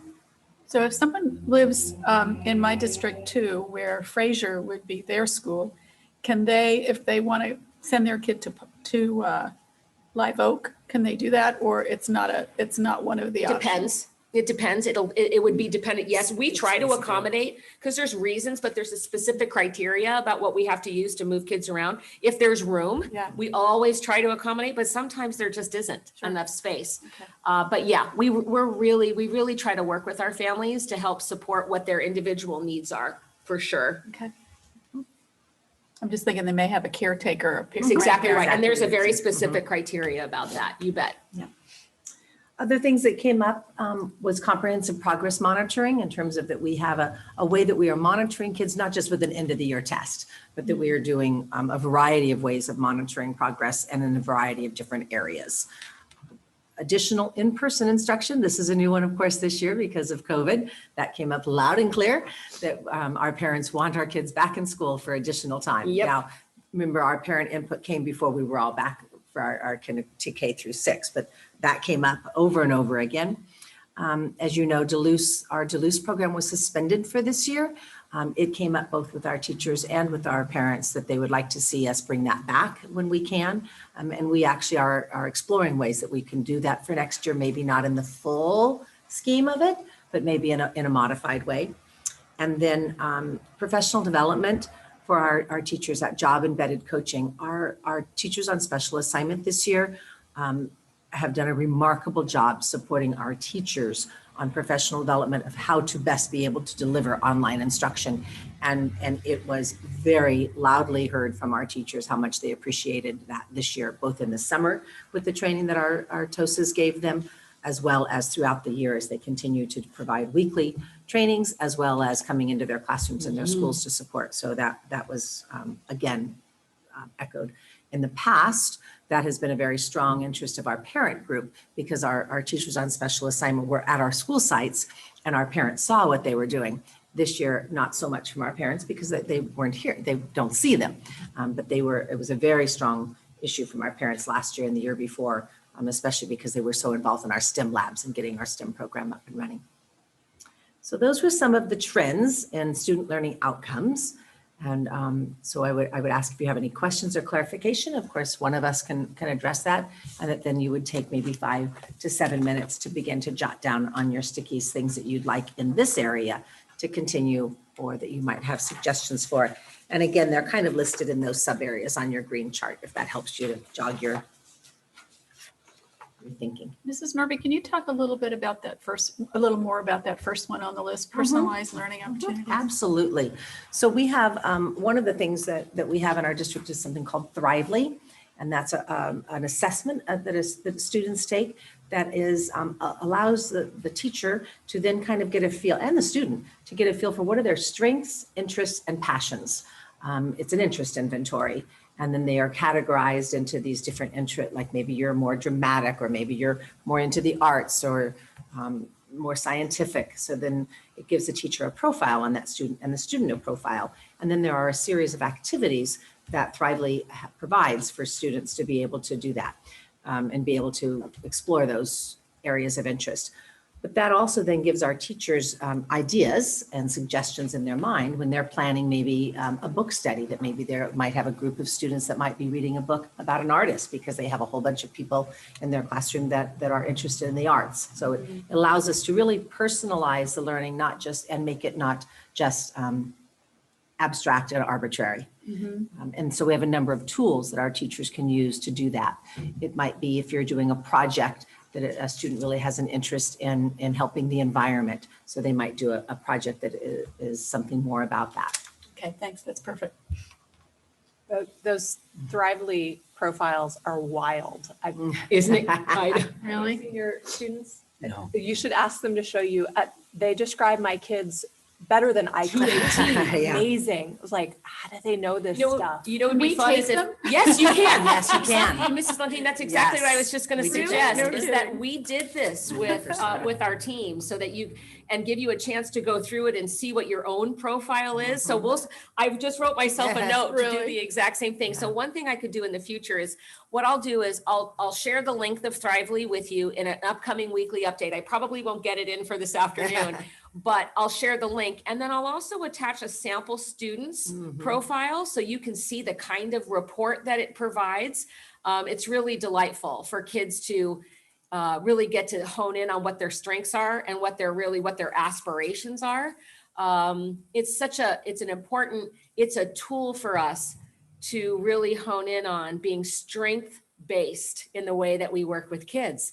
So we use them in many places at the start, for example, of an IEP meeting, where we're there to talk about a student's goals. But when we lead with strength, how do we capitalize on children's strengths and interests? And it's one of the ways that it makes school so much more relevant to them. You know, last week, as I shared with you, I just did that national webinar, and that's one of the things we talk about is what we're so interested in our district is strengths-based approach to what we're doing, and giving kids opportunities to spend time in the things they're good at, right? And that a teacher creates a learning opportunity that's really aligned, right, to things that the kids really care about. It's super eye-opening for our teachers too. And that program groups kids together with similar interests. So when our principals, as an example, go to create clubs after school, they go into the Thrively assessment and they can group kids across grades by topics of interest and then offer clubs around those. So we just use it in lots of different ways. We've had Thrively presentations at our board meetings in the past. So we'll make sure it's on the list of the 5,000 other things we want to bring for our presentation. But it is a really unique thing. Thrively is being used by school districts across the country, and they particularly love Fallbrook, and we spend a lot of time with them. Especially in their early development of working with schools. We were one of the first ones that adopted Thrively district-wide, and it's just been a really lovely addition to the way that we look at kids holistically. It's not just about, you know, this score or that score, but it is what do the kids really care about, and how can we make school really meaningful for them? So I'll include some things about it to give you, and then we'll bring it so you can log in and do your own. I might even send you a link just so you could do your own at home. Yeah. Yeah. Can I ask 2 follow-up questions? Sure. One is it available through all grades? It is And second- third through eighth mostly. 3rd through 8th? Yeah. Okay. They've created it down for the primary grades, but and there's some of our teachers who use it in the primary. But once you get in there and see it, I think you'll be really it's super inspiring to see, because it's attached to careers as well. Right. So And then my second question is for students for whom English is a second language, or they're still, you know, is it available in Spanish as well? I don't think it is in Spanish. That could be an update. Leah, do you know? Letter, do you I've not know? seen it in I don't think so. Spanish. I haven't seen it in Spanish yet. So I'm not sure. That's something that we have to ask Garish, the creator of Thrively. He created this program out of his own interest as a parent, and really wanting to capitalize on his own child's strengths. And so no, it's that I'm aware of, but I'm going to Put ask that him. in his thinking cap, because that seems like that would be relevant for For a whole sure. lot of school districts. For sure. And really help those kids for whom English maybe is For not their sure. primary language. Yeah, I think for our newcomers, but for our kids who are developing in their English They would language be. with some support to Yeah. be able to complete it, they absolutely can Very do it. easily. Yeah, Mhm. okay. Because there's a lot of visuals That's right. when they're asking the questions in the survey. They're showing you kids pictures of, I prefer to play outside, or there's a lot of visuals. Mhm. Okay, Mhm. thanks. It's fun for the kids. Oh, I'm sorry, Leonard. No, sorry. I was just gonna say, I think it really supports our work at middle school as well. We asked about the grade levels, because those strengths, interests, and passions then turn into thinking about the bigger world in general and what career I might want to pursue. And so when they do their career inventories, it really helps them kind of clarify and define, kind of like what you were saying, just read this, and then really helps them develop their 4-year high school plan. Yep, right. Because now they have a direction, they have a focus, and now it's just not, and now they're to provide, like Dr. Singh said, more meaningful and really relevant purposes to their education, so they can really focus and hone in. So, Mhm. Thanks. it's really good. It's super cool.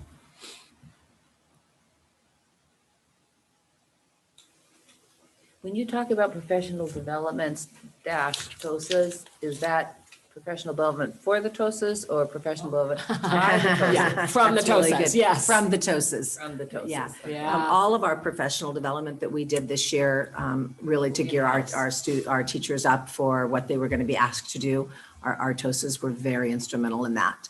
Now, we provided other professional development also, which I'm sure Dr. Curcio and I would think was very relevant and meaningful, but our teachers specifically appreciated the training that our TOSAs gave this year, and in the past that our job embedded coaches have done at our school sites. Do we have job embedded coaches still, or TOSAs considered? This job year, embedded? if you remember, we had our STEM coach at every school last year. And then when we were unclear of what the budget was going to look like in the spring, then we Just put a them pause. back in the Yeah, classroom. just a pause. A pause. And then we retained 3 of them. K2, 3, 5, 6, 8 is kind of how we group them to specifically deal with online instruction and digital tools. And the special ed. Oh, and a special ed TOSA, thank But you. the work that they do is job embedded. Now, You yeah. know, they get around to the schools and they work with Right, teachers to yes. support them in trainings that they've done, how to implement them in the training. We just have fewer. I just heard great things about them. Yes. Oh, gosh. Transition. Yes. My daughter, just couldn't have done it I know. without the support. I know. And I just can't believe you did it with so few. I know. Right. I know. That's how See what I'm great, of saying? course. That is amazing, because that was such a quick transition. Yes. And with so few to provide that support, but Right. the teachers seemed like they felt heavily supported with such a small Absolutely. amount. I just wanted to congratulate And every you. site mentioned that in the feedback that we Well, and received. remember, we've had a job embedded TOSA, a coach, a TOSA, we call him an instructional coach, at every school site for 7 years. This has been a very important part of our ongoing professional development. Having an instructional coach, one at every school, is what we would fully anticipate bringing back again next year. So that piece of professional development is very critical as we look to working on improving and enhancing our literacy instruction next year, that we have literacy focused TOSAs back at every school. That'll be something that, and we're going to have the funding for it, which is wonderful. But that really is, there's 2 ways to think about professional development. Just in this simple example I'm going to give you. One is you go to a conference and you learn something and you come back and try to use it in your class. There's only about a 10% transfer rate when you do that. It's only the teachers that go. That's right. So that's right. It's Right. not every Sharing it teacher. out. That's Yeah. exactly That's right. It's very ineffective professional development to send people to a training and then have them come back and try to implement what they learned. The research would suggest that it's actually the most ineffective thing you can do. What is highest as far as effectiveness in the research is what's called job embedded professional development. It means like the coach is in my room with my actual kids in my actual job. And we're working on how to, for example, the focus for us for next year will be how do I improve my literacy skills and my literacy instruction. So we fully anticipate putting a full-time TOSA back in every school next year. That's been our really something really special and unique about our district for professional development. They are invaluable to our teachers and to our administrators to support our instructional program. But over the years, their emphasis has changed, right? So for the last 3, we had a real important STEM initiative. We put innovation labs in all our schools, and our TOSAs had a STEM focus for STEM integration. And that was wonderful.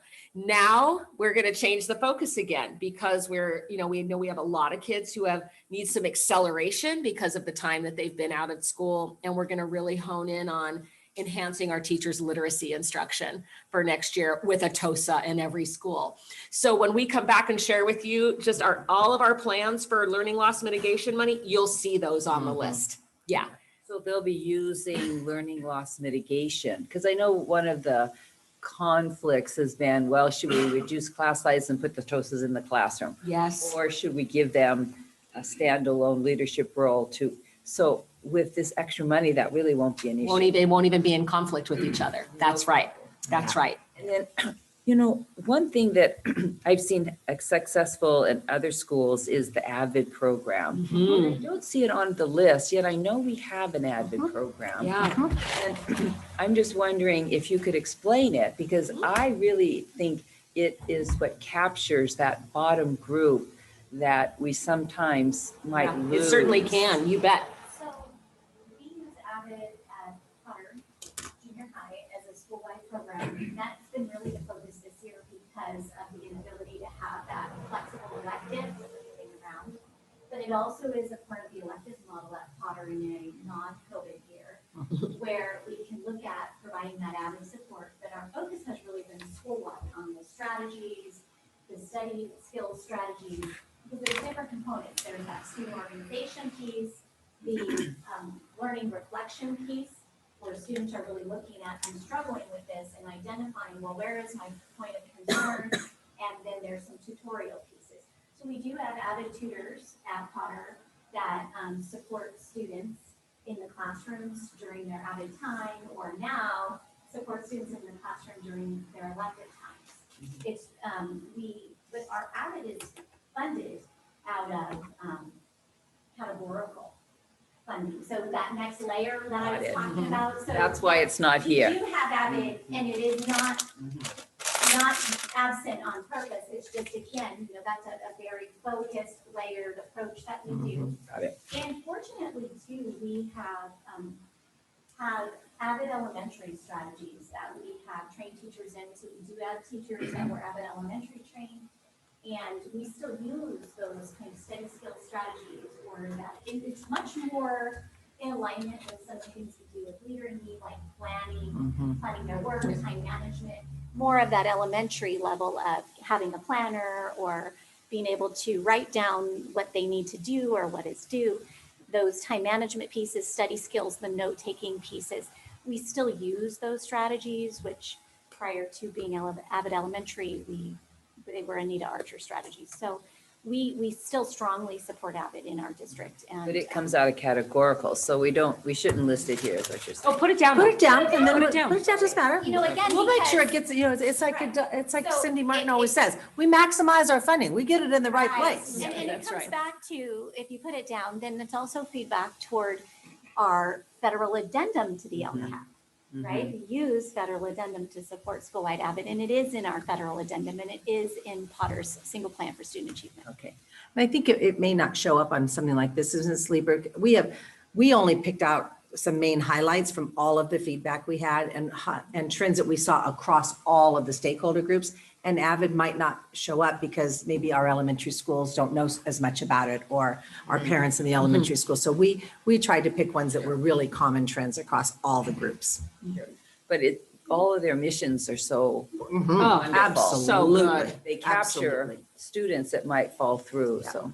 Yeah. And I love the fact that you've taken some of those time management skills and taken them all the way down, because that, if they don't learn those skills, especially now, like you said, when you were telling us, we have to teach these kids to know when to turn on their computer so they don't have to be fully supervised, but getting their homework done, all of that, all those skills that if they don't learn them at a young age, so Avid all the way down makes perfectly good sense. Yeah. Need a couple more minutes for your stickies? And it's habit one, right? Be proactive. That's right. It's habit one. So it fits in really great with the 7 habits that we work on with the kids too. Mr. Rodriguez, would you mind picking up those stickies while I click for Dr. Curcio? Then our last area, which is the orange area, is our parent and family engagement, also the community involvement aspect of the LCAP. And we received a lot of positive feedback and just feedback from our parents and parent groups. As they did, our DLAC and DAC did a similar thing.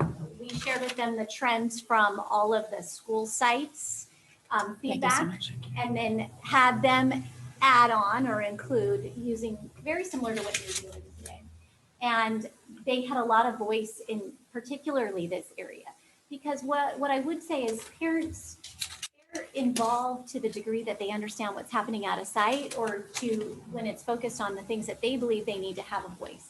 And so what was really, really critical is they just want us to continue to work. They so much in these COVID times miss being able to be on campus, being able to participate in volunteer opportunities and lunch on the lawns and having those awards assemblies and those leadership days.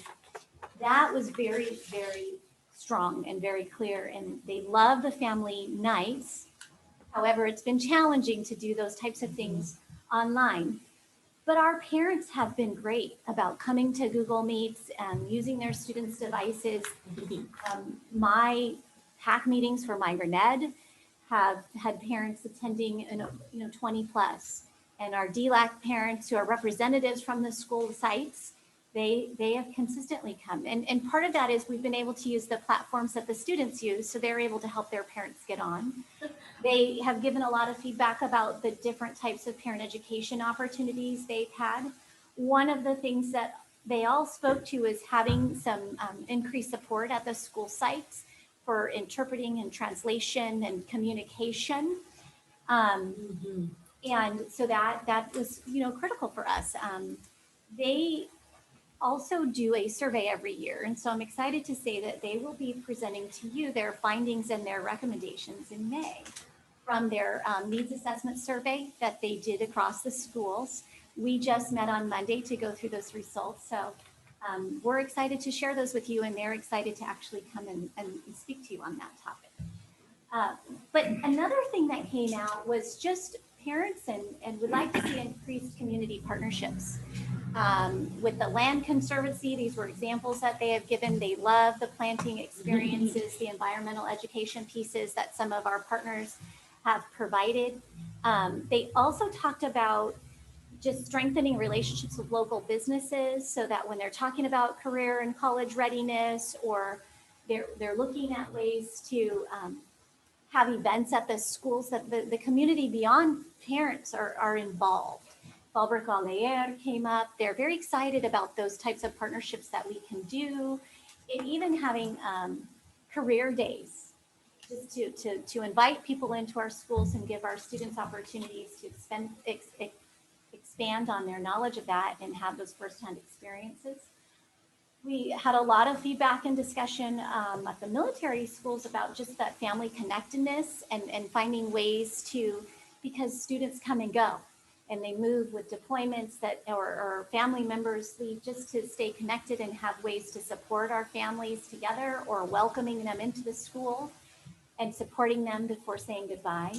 And then communication. We got a lot of feedback about the appreciation of office hours, a lot of the conversation and the times that they've had with their teachers to connect with their teachers this year, the text, the phone calls, the print, and parent meetings. Social media, it's one of those interesting things that people that use social media had a high, we appreciate all the social media, but we have a percentage of families that still are not social media savvy. So they want all the variety of communication. They love the teacher websites, the Google sites for their teachers, and different ways that they can communicate with their families. And our teachers actually really appreciated the use of all the various tools that we have. But it also was asked, that we continue to increase that communication. Parents want to be involved in the school site, and they want a voice. And it was very interesting. Our DLAC group specifically talked about fostering collaboration between the parent groups. So you have a PTA, you have a school site council, you have an ELAC.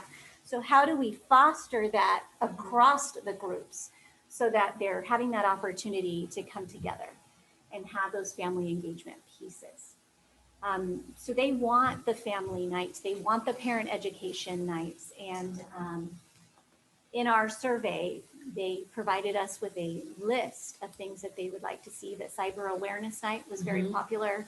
Just the opportunity to learn about the technologies that not only their students use and how they use them, how they can use them in the home, but also how to help support parents in using technology, helping them with getting on the parent portal at Potter, and just, leveraging some of those things. They really appreciated those tech trainings that we did. And parenting education series, like they love our partnership with Palomar College for the English classes and the citizenship classes. They want to see those things continue. And so we have a very robust list of things that our parents would like to be educated in or to be supported in, so that they can help their children at home, and also support at the school sites. Our parents want to be on the Lighthouse teams. They want to be involved at a school site level. So good. Question for you. I'm thinking back to using TOSAs this year to focus on reading literacy. So reading literacy seems to be a theme of what we're going to be spending a little more time on next year. To what extent do we have, having grandkids who are in elementary school, there's a push of read 20 minutes a night with parents. To what extent do we either have a program like that, or could we create a program that has, maybe free books for kids, paperback books or whatever? To what extent do we do anything like that right We have now? some different programs. All of our schools run kind of like a reading incentive program. Our school library technicians really support kids with, except for in COVID, they kind of support them. Yeah. It used to be they would support them with selection of books when they went into the library, or the kids are often given their instructional reading levels so that they can find books that they're interested in, but also books that are within that reading level so they can read at home and read at night. We annually have a literacy night. Most schools will host a literacy night so that they can work with parents on how to read with their children at home, or how they can support reading at home, even if it's in a primary language.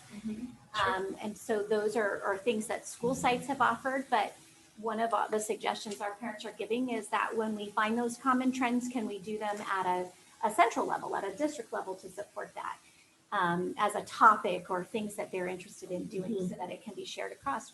We also have a wonderful relationship with the library, the public library. Our first graders, they're doing virtual library trips. That was a new one this year. They're starting to do virtual trips to the library, but in the past, they've actually gone to the library, and at our ELAC meetings specifically, one of our topics always is in the kind of the late fall, right before the breaks, is how to get a library card, how to access the library. The library does a summer reading program. They provide free books. And so we just have had a variety of ways, but there's always room to improve the availability of books and text for kids. One of our great partnerships is Fallbrook a Leer, where they give books to every child that comes, a variety of books. Even in COVID last year, they did a drive-through. We partnered with them. We did a drive-through, and parents got bags with books in it, and that's on the books too again. So those are just some of the partnerships we currently have. But literacy, we do bilingual family literacy at the preschool level. So just any way we can improve that. Our Teachers send home bags of books at the children's individual levels. I think one of the great things this year, silver linings, is the Sora app. Yes, Sora. And I know the librarians have spent a lot of time training kids on, which is Sora's, if you use the Libby app for the county library, or Overdrive, it's similar, where you can get any book in the library and they can do it on their Chromebooks. So Really? they have the whole library at their fingertips, laying in bed at home. Any of the San Diego County public libraries they have access to, but also this is something that we as a district invested in this year, is we are beginning to have our own centralized digital library for our students. So we have purchased books and put books in, and teachers can lease sets of digital books for the classroom. But then it's also linked for free, and it doesn't require a library card because they can log in as a student to any of the San Diego County library systems. So that's another aspect. And the best part is they can't lose the books. That's right. It's so true. It's so true. Mrs. Lundeen, going back to your question about the 20 minutes a night, though, I think one place that I'd love to make a connection is we know just in the research about homework, just generally speaking, that among the most effective things that we should be doing with kids is reading at home, even for a short amount of time every day. So it's speaking to what you're saying, that in the elementary grades, we know from looking at study after study is that the homework basically has zero implication on increased achievement. So, but what does is regular reading all the time. So about 3 or 4 years ago, we really looked carefully at our homework practice and what we were actually doing and sending home for homework. And it was really eye-opening for us as a district, and to really get to what is the research about homework. The higher you go, junior high, high school, the more impact it has in supporting students' academic growth in the research. In the elementary grades, it virtually has zero impact. So what does is regular practice of your reading. So you're talking about this 20 minutes a night thing. It's so important. And I would absolutely be a betting woman that you can feel confident that our classroom teachers include regular nightly reading as what they ask their kids to do with their parents. Now, as a formalized kind I of, was going, yes. right? So In Spanish and English. in Spanish, So it's a very common practice here. But your connection to the TOSA is a great one, because when we have our literacy coaches back in our schools next year, they really are instrumental in helping creating those really fun, creative reading incentive programs. And I would fully anticipate that they would be involved with their principals and their librarians to even heighten that.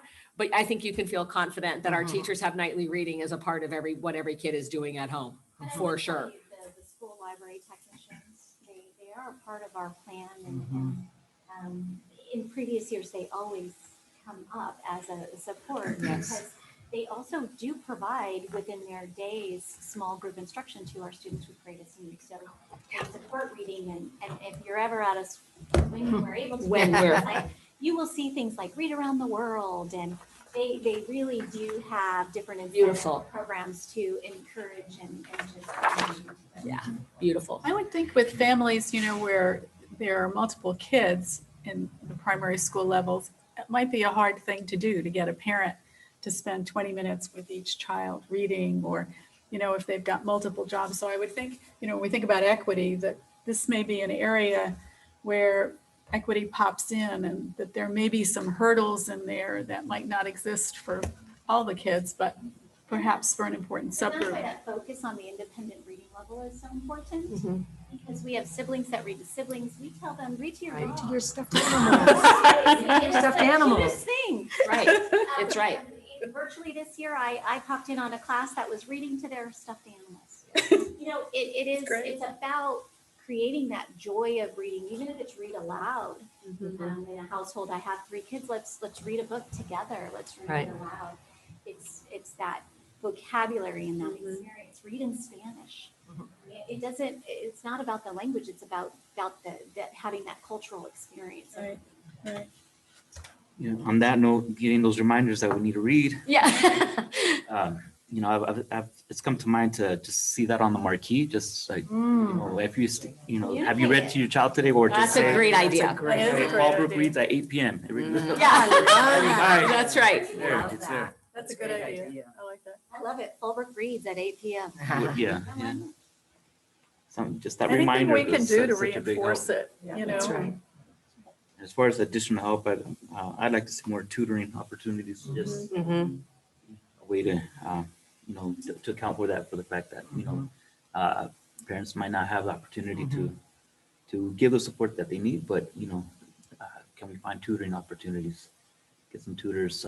And the community library has wonderful tutors. Well, in the non-COVID. And we have high school students that actually go to the library to get their community service hours, and they tutor our students. And that's a piece of information that the community, we do have. But so as you kind of reflect on this, these are some of the things that we're doing. Parents would like us to continue doing and even increase in any way that we can. And again, the surveys from our needs assessment from parents were very specific about the types of things that they would like to see next year. And so we're excited to share that information with you. But as you reflect on this and write on your post notes, again, if this is our last kind of section. You might get out early, huh? Yeah, I think we're on track. I think we're almost done. I have a follow-up question to that. So the Boys and Girls Club program has been so incredibly successful and helpful for kids. Does it make any sense to try and integrate, sort of following on Mr. Favella's idea of tutoring, to integrate some sort of a community volunteer after school homework help or reading into what the Boys and Girls Club are doing? I remember volunteering years ago, but it was just with one student in the Boys and Girls Club program. And Leonard, can you talk about what ACES is? Because that is what we do with the Boys and Girls Club. It's an after-school academic support, and we, I just remember being in that Yeah. room. It was a large room with a lot of kids. So it was really hard for just the one of course. person there to really do very yeah, much. we have these within- programs at almost every single school site, and ACES support through the Boys and Girls Club to support with tutoring after school. Yeah, so through our ACES grant, we just have a wonderful partnership, as you know, with Boys and Girls Club. Through their expanded learning program, they do offer that at all of our elementary schools in town and at Potter. And part of that program, not only the enrichment and extended opportunities, is a power hour where they actually focus specifically on supporting kids with their homework. And they work with the teachers and communicate with the teachers in terms of what those kids, what extra support those kids might need. So it may be a general reading time, but it can also be very specific to whatever the child needs. So lots of communication and collaboration with each individual school site. So the Boys and Girls Club have been very good about that. And then we're also going to be working with them. They've done, as you know, they've done a terrific job with our day camps, but we're also looking at ways to leverage their support during the summer as well. So always looking to them, and they're always looking to support all of our kids. It seems like, it's just an extension of the school district. To what extent can we evaluate that program in terms of? It's actually evaluated every year. Mm-hmm. Yeah, so they're evaluated by the parents and by the students. And I can tell you that the parents love the program. do. The data that we get back in terms of the content that is provided to the students, but also the staff and the support that they provide the children is up through the roof. I mean, 90% and above. So it's very much appreciated in the community. Thanks. Yeah. Will you share out? Is this a good time for me to, can I Oh, talk out? absolutely. Everybody, I'm going to let this fabulous team do the share out. There's a superintendent's meeting where school opening data is going to be, rule changes are going to be shared. So I don't want to miss that right now. So I'm going to thank you for being here. What a beautiful morning. I love going into the weekends like this. It's so fun to get to just share all these wonderful things and get your feedback about how we can get better. So thank you. And Julie's good. They're going to do the little share out for you guys right now. Okay. Thank you very much. Have a good weekend. Weekly update. I'll send my. Have a great weekly update. weekend. Thank you, Dr. Okay, Singh. dear, you Thank you. betcha. What we're going to do is just give you a brief overview of the trends that we saw. That's what each of us have been doing over here is putting, kind of grouping things together. And then we'll leave these up on the board so you can come by and read all of them because we're not going to go through and read all. We're just going to kind of highlight the trends that we saw, but we'll leave them up and you can read them. And then Mrs. Silesnoff, our assistant, she will actually type them up for us like she's done with all of our other ones so we have a record of the board input. So Mr. Rodriguez, you want to do yours first? It's interesting how each of you organize. I know, right? Learn a lot about a person here, right? Yeah, and so and where we saw, maybe it might fit into a different area, so we moved those around. We moved some Okay, things. so we'll start with conditions of learning. And do we want to open it up to discussion or feedback as we go through the topic, or do you just I want to think as share? a time, from a time perspective, I think we probably should just share kind of the highlights and then let them look at them and we can have a written Absolutely. Okay, feedback. great. So we expressed an interest in maximizing the number of minutes with qualified PE teachers, so that came through a little bit. Transportation came up, providing equity with transportation and busing for our students. Small class size. Most of you had addressed the importance of maintaining that small class size, not only in our elementary grades, but also in our upper grades, intermediate and middle school grades as well. SEL, social emotional learning, very important. And providing that education, not only our students, but our families as well, training our parents, providing them providing them maybe with some strategies to work with their kids at home. Can I add a little, that just made me think of something, Mr. Rodriguez, is that thought we okay if weren't I sharing, add? but I know, absolutely. but this is so important. Because it did not come up in any of our areas, but one of the things that our LCAP must address in the future, as it did in the little LCAP, the Learning Continuity and Attendance Plan, is SEL, not just for students, but for staff. Schools must be addressing that for staff now. So we've already begun collecting some of that data from our principals, what they're doing this year, and thinking about that will be new for the LCAP this next year. Sorry, Mr. Great, Rodriguez. no, it's great. Get lots of support for our behavior team. See the importance of that. Thank you for that. And for our counselors, maintaining our full-time counselors and the work that they do to address the SEL, social skills,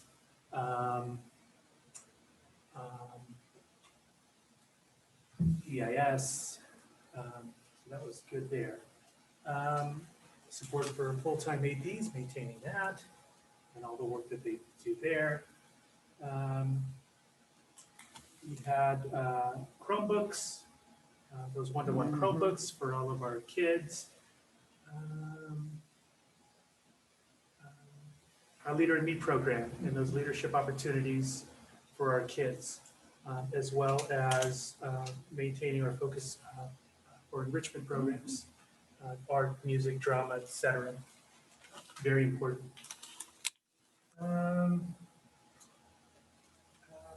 Let's see, and then finally the COVID strategies, making sure that student safety is primary, it's number one, obviously, and making sure that we have current COVID protocols. And current's a relative term because it regularly Yes, it is, changes, right? literally. But making sure that we're on top of that, and I didn't address that, but we are. We do actually have a COVID team within the district that participates in regular meetings, weekly meetings with the county, with the not only the Department of Education, but also the county health department that gives us regular updates what's going on not only in the state but in our county, very specific. So and then we meet as a team weekly to discuss how that impacts us here in Fallbrook and maybe just some changes. So anyway, thank you for that. Beautiful. All right, and then for the student learning outcomes, it's the area that I had.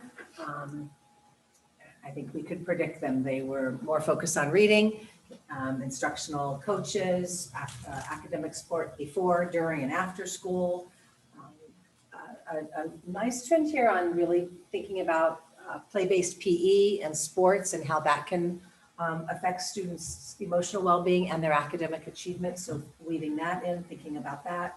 Personalized learning, parent choice, the variety of a broad-based course of study in terms of the arts, music, fine arts, ballet, folklorico, coding, so that really. Really, we just want it all. Why shouldn't we? Our kids deserve nothing less, nothing less. I used to tell teachers when I would hire them that, you know what, our parents expect the best and they expect your very best, and why should they expect anything less? So absolutely. Duluth, bringing back Duluth and incorporating more cultural relevancy in terms of our environment and our area that we live in here. And then parent choice for our families. And then talking about progress monitoring and making sure that we know what our gaps are and where our children are going and if they are getting there in a timely manner. Great thinking. Dr. Curcio? And so to kind of lead into number two, some of the feedback on your guys' post notes were very clear to how do we leverage community volunteers to support our students in like tutoring programs or after school reading or inviting them into our school to be classroom volunteers. And for your kids, that was kind of just an overall trend and communicating the importance of literacy, which then kind of led into just different parent opportunities and your feedback and feedback from our parents about literacy and language and parenting classes that support that, and just increased opportunities to learn, just different parent trainings around technology, which is highly aligned to what you'll see in some of our Yeah. survey results, is our parents want to continue to understand how to use technology, how to monitor technology, just the awareness of the internet and the globalness of it. But then also, how do they use certain aspects of technology to monitor their own students? And so very similar in trainings in reading and literacy, and just also just supporting reading and literacy by providing books at home, which parents want the same things. And just finding ways to increase tutoring, even if it's, again, leveraging volunteers and the high school and partnerships. And also there's this piece of just supporting the parent groups, administrative support of parent groups, and expressing the importance of that for equity by even having access to computers. And what we do have access to computers in the office for parents. We don't necessarily have it in a lab setting, but it is something that we strive to do so that we can support parents with understanding how to use them.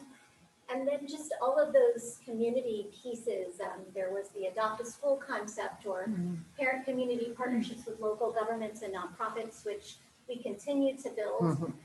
The use of the marquee to communicate and Yeah, that's great. communicate with it, and we need to use it more. It's a wonderful tool, and our parents appreciate that too. Language support for parents so that they can feel connected and have that opportunity. I will say that everything we send home in town goes home in English and Spanish. Newsletters, everything we send home. So that is something we will continue to do, and it was clear from our parents, and you'll see that too. Not all of them do know how to use Peachjar, so they do appreciate just the varied methods.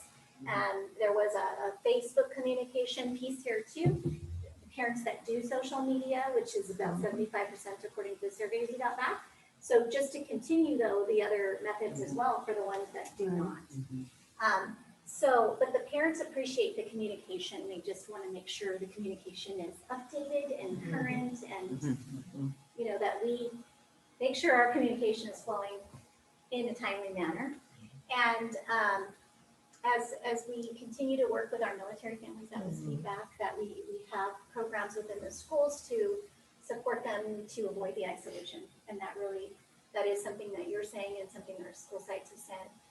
And bringing back things like coffee and conversation, lunch on, with principals, just that opportunity to just also dialogue and be present with the school sites. Our parents really talked about that. And so very much, and the Certainly feedback. in line. And we have had the Palomar classes on our school campuses before in the past, and we're hoping that when COVID gets behind us and we can start having those facility use agreements again, that is something that our parents really did appreciate, and it came back also in the feedback for that. Although they do appreciate that the campuses are closer now than they were in the past. So I think that's a summary of everything in this little thing. But just really our parents wanted to focus on reading as well. So it's very mirrored into the feedback we get. I think having had an opportunity to read through all of the feedback from our parents and our teachers and our classified staff, and now hearing your feedback, the good news is it's really all in line. There's a few unique and novel ideas certainly that we can hope to include, but overall, which is awesome. I mean, not surprising, but it's wonderful, and it will make our job just a little bit easier. So our next steps, we'll continue to gather input. If people have input, if you think of something else, certainly let Dr. Singh know and she'll pass it on to us. Our principals are continuously updating their input charts as they hear things from teachers or from parents. Our teachers union reps consistently communicate with us if they have new information. So we'll continue to gather that input. It's not over. And now we get to write. So being an English major, that's the best part. So we'll get our goals written. We're looking at probably 3 or 4 goals, as I told you.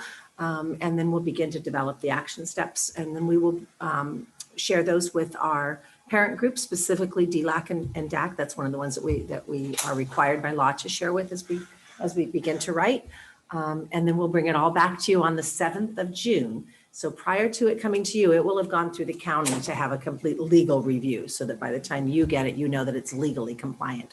And they will have been made recommendations to us of things that need to be changed or added or tweaked to make it legally compliant. And then our community has a couple weeks to respond to that, as you will, and then we'll go back and make any revisions we need to. Hopefully by that time, there's not too many. You hope you get it right by then. And then you'll approve it hopefully on the 21st, and by July 1st, it must be approved by the state of California, sent to the state for approval. So we just have a little bit of work to do in the next couple of A weeks. little bit. A little bit. And then, of course, writing all of those updates for the little LCAP, the Learning Continuity and Attendance Plan, and then the larger LCAP. We've been working on that as a team on updating that so that you'll have a complete picture of what we have done. I will tell you, just as the Learning Continuity and Attendance Plan, we wrote that in June last year about what the year would look like and how we would plan for instructional learning opportunities, both in person, virtual, and blended. Oh my gosh, what we didn't know then. And, but the good news is that we had a plan, and I will tell you, we far exceeded that plan from what we thought we could do. And it's been very rewarding to begin to reflect on it. Great. That concludes our presentation. Thank you so much. Very well done. informative. Thank you. You are entering the season of plan. Yes, and we continue to hear more and more of the ones that the state's requiring us to do. Cindy Martin has been sitting back here in the background for this presentation. And I just want to say that that's where she sits for all of this LCAP, but it is a seat that could not have, this plan could not happen without her. At the very end, she works with us throughout all of it, but at the very end, she has to then take it and apply a dollar amount to everything. And she is a master at it. And if you've ever seen her notebooks about how everything is just documented. So Cindy, it's a pleasure to work with you on the back end of all of this. Thank you, thank you. So if there are no other comments, are there? I just wanted to just share one thing that I think I mentioned before. It's real critical to understand that the LCAP and the budget are now, although two different documents, the budget really is dependent upon what happens in the LCAP. So if it's in the LCAP, it's going to be in the budget, but not everything in the budget is in the LCAP, Right. because there are things outside of it. Right. But that's why, it has to be so collaborative and work together, because I don't sit and create my own budget or the business services budget based on, and ed services do their own plan, which is what happened in years before. past in other districts. And so this was a way by the state to get the two together. So it's actually a really good process that forces districts that couldn't do it on their own. Yeah. We were doing that before We were. we were required to, so it wasn't a difficult transition. But it does really, it's so helpful to hear these things, because then when I am sitting and putting a dollar amount to it, I can, instead of just reading something, going, I don't know what that is, really hearing your ideas and what it would mean, then I take it and go, okay, what's the cost and what's the, and those kinds of things, and put a dollar amount to it. So. Thank you. Yeah, thank you very much. Okay, Thank you for your time today. thank you. Yeah, it's our pleasure. So we've gone over just a little, 45 almost, but was well worth the time. Thank you again. And we'll be closing this meeting at 11:38. Thank you again.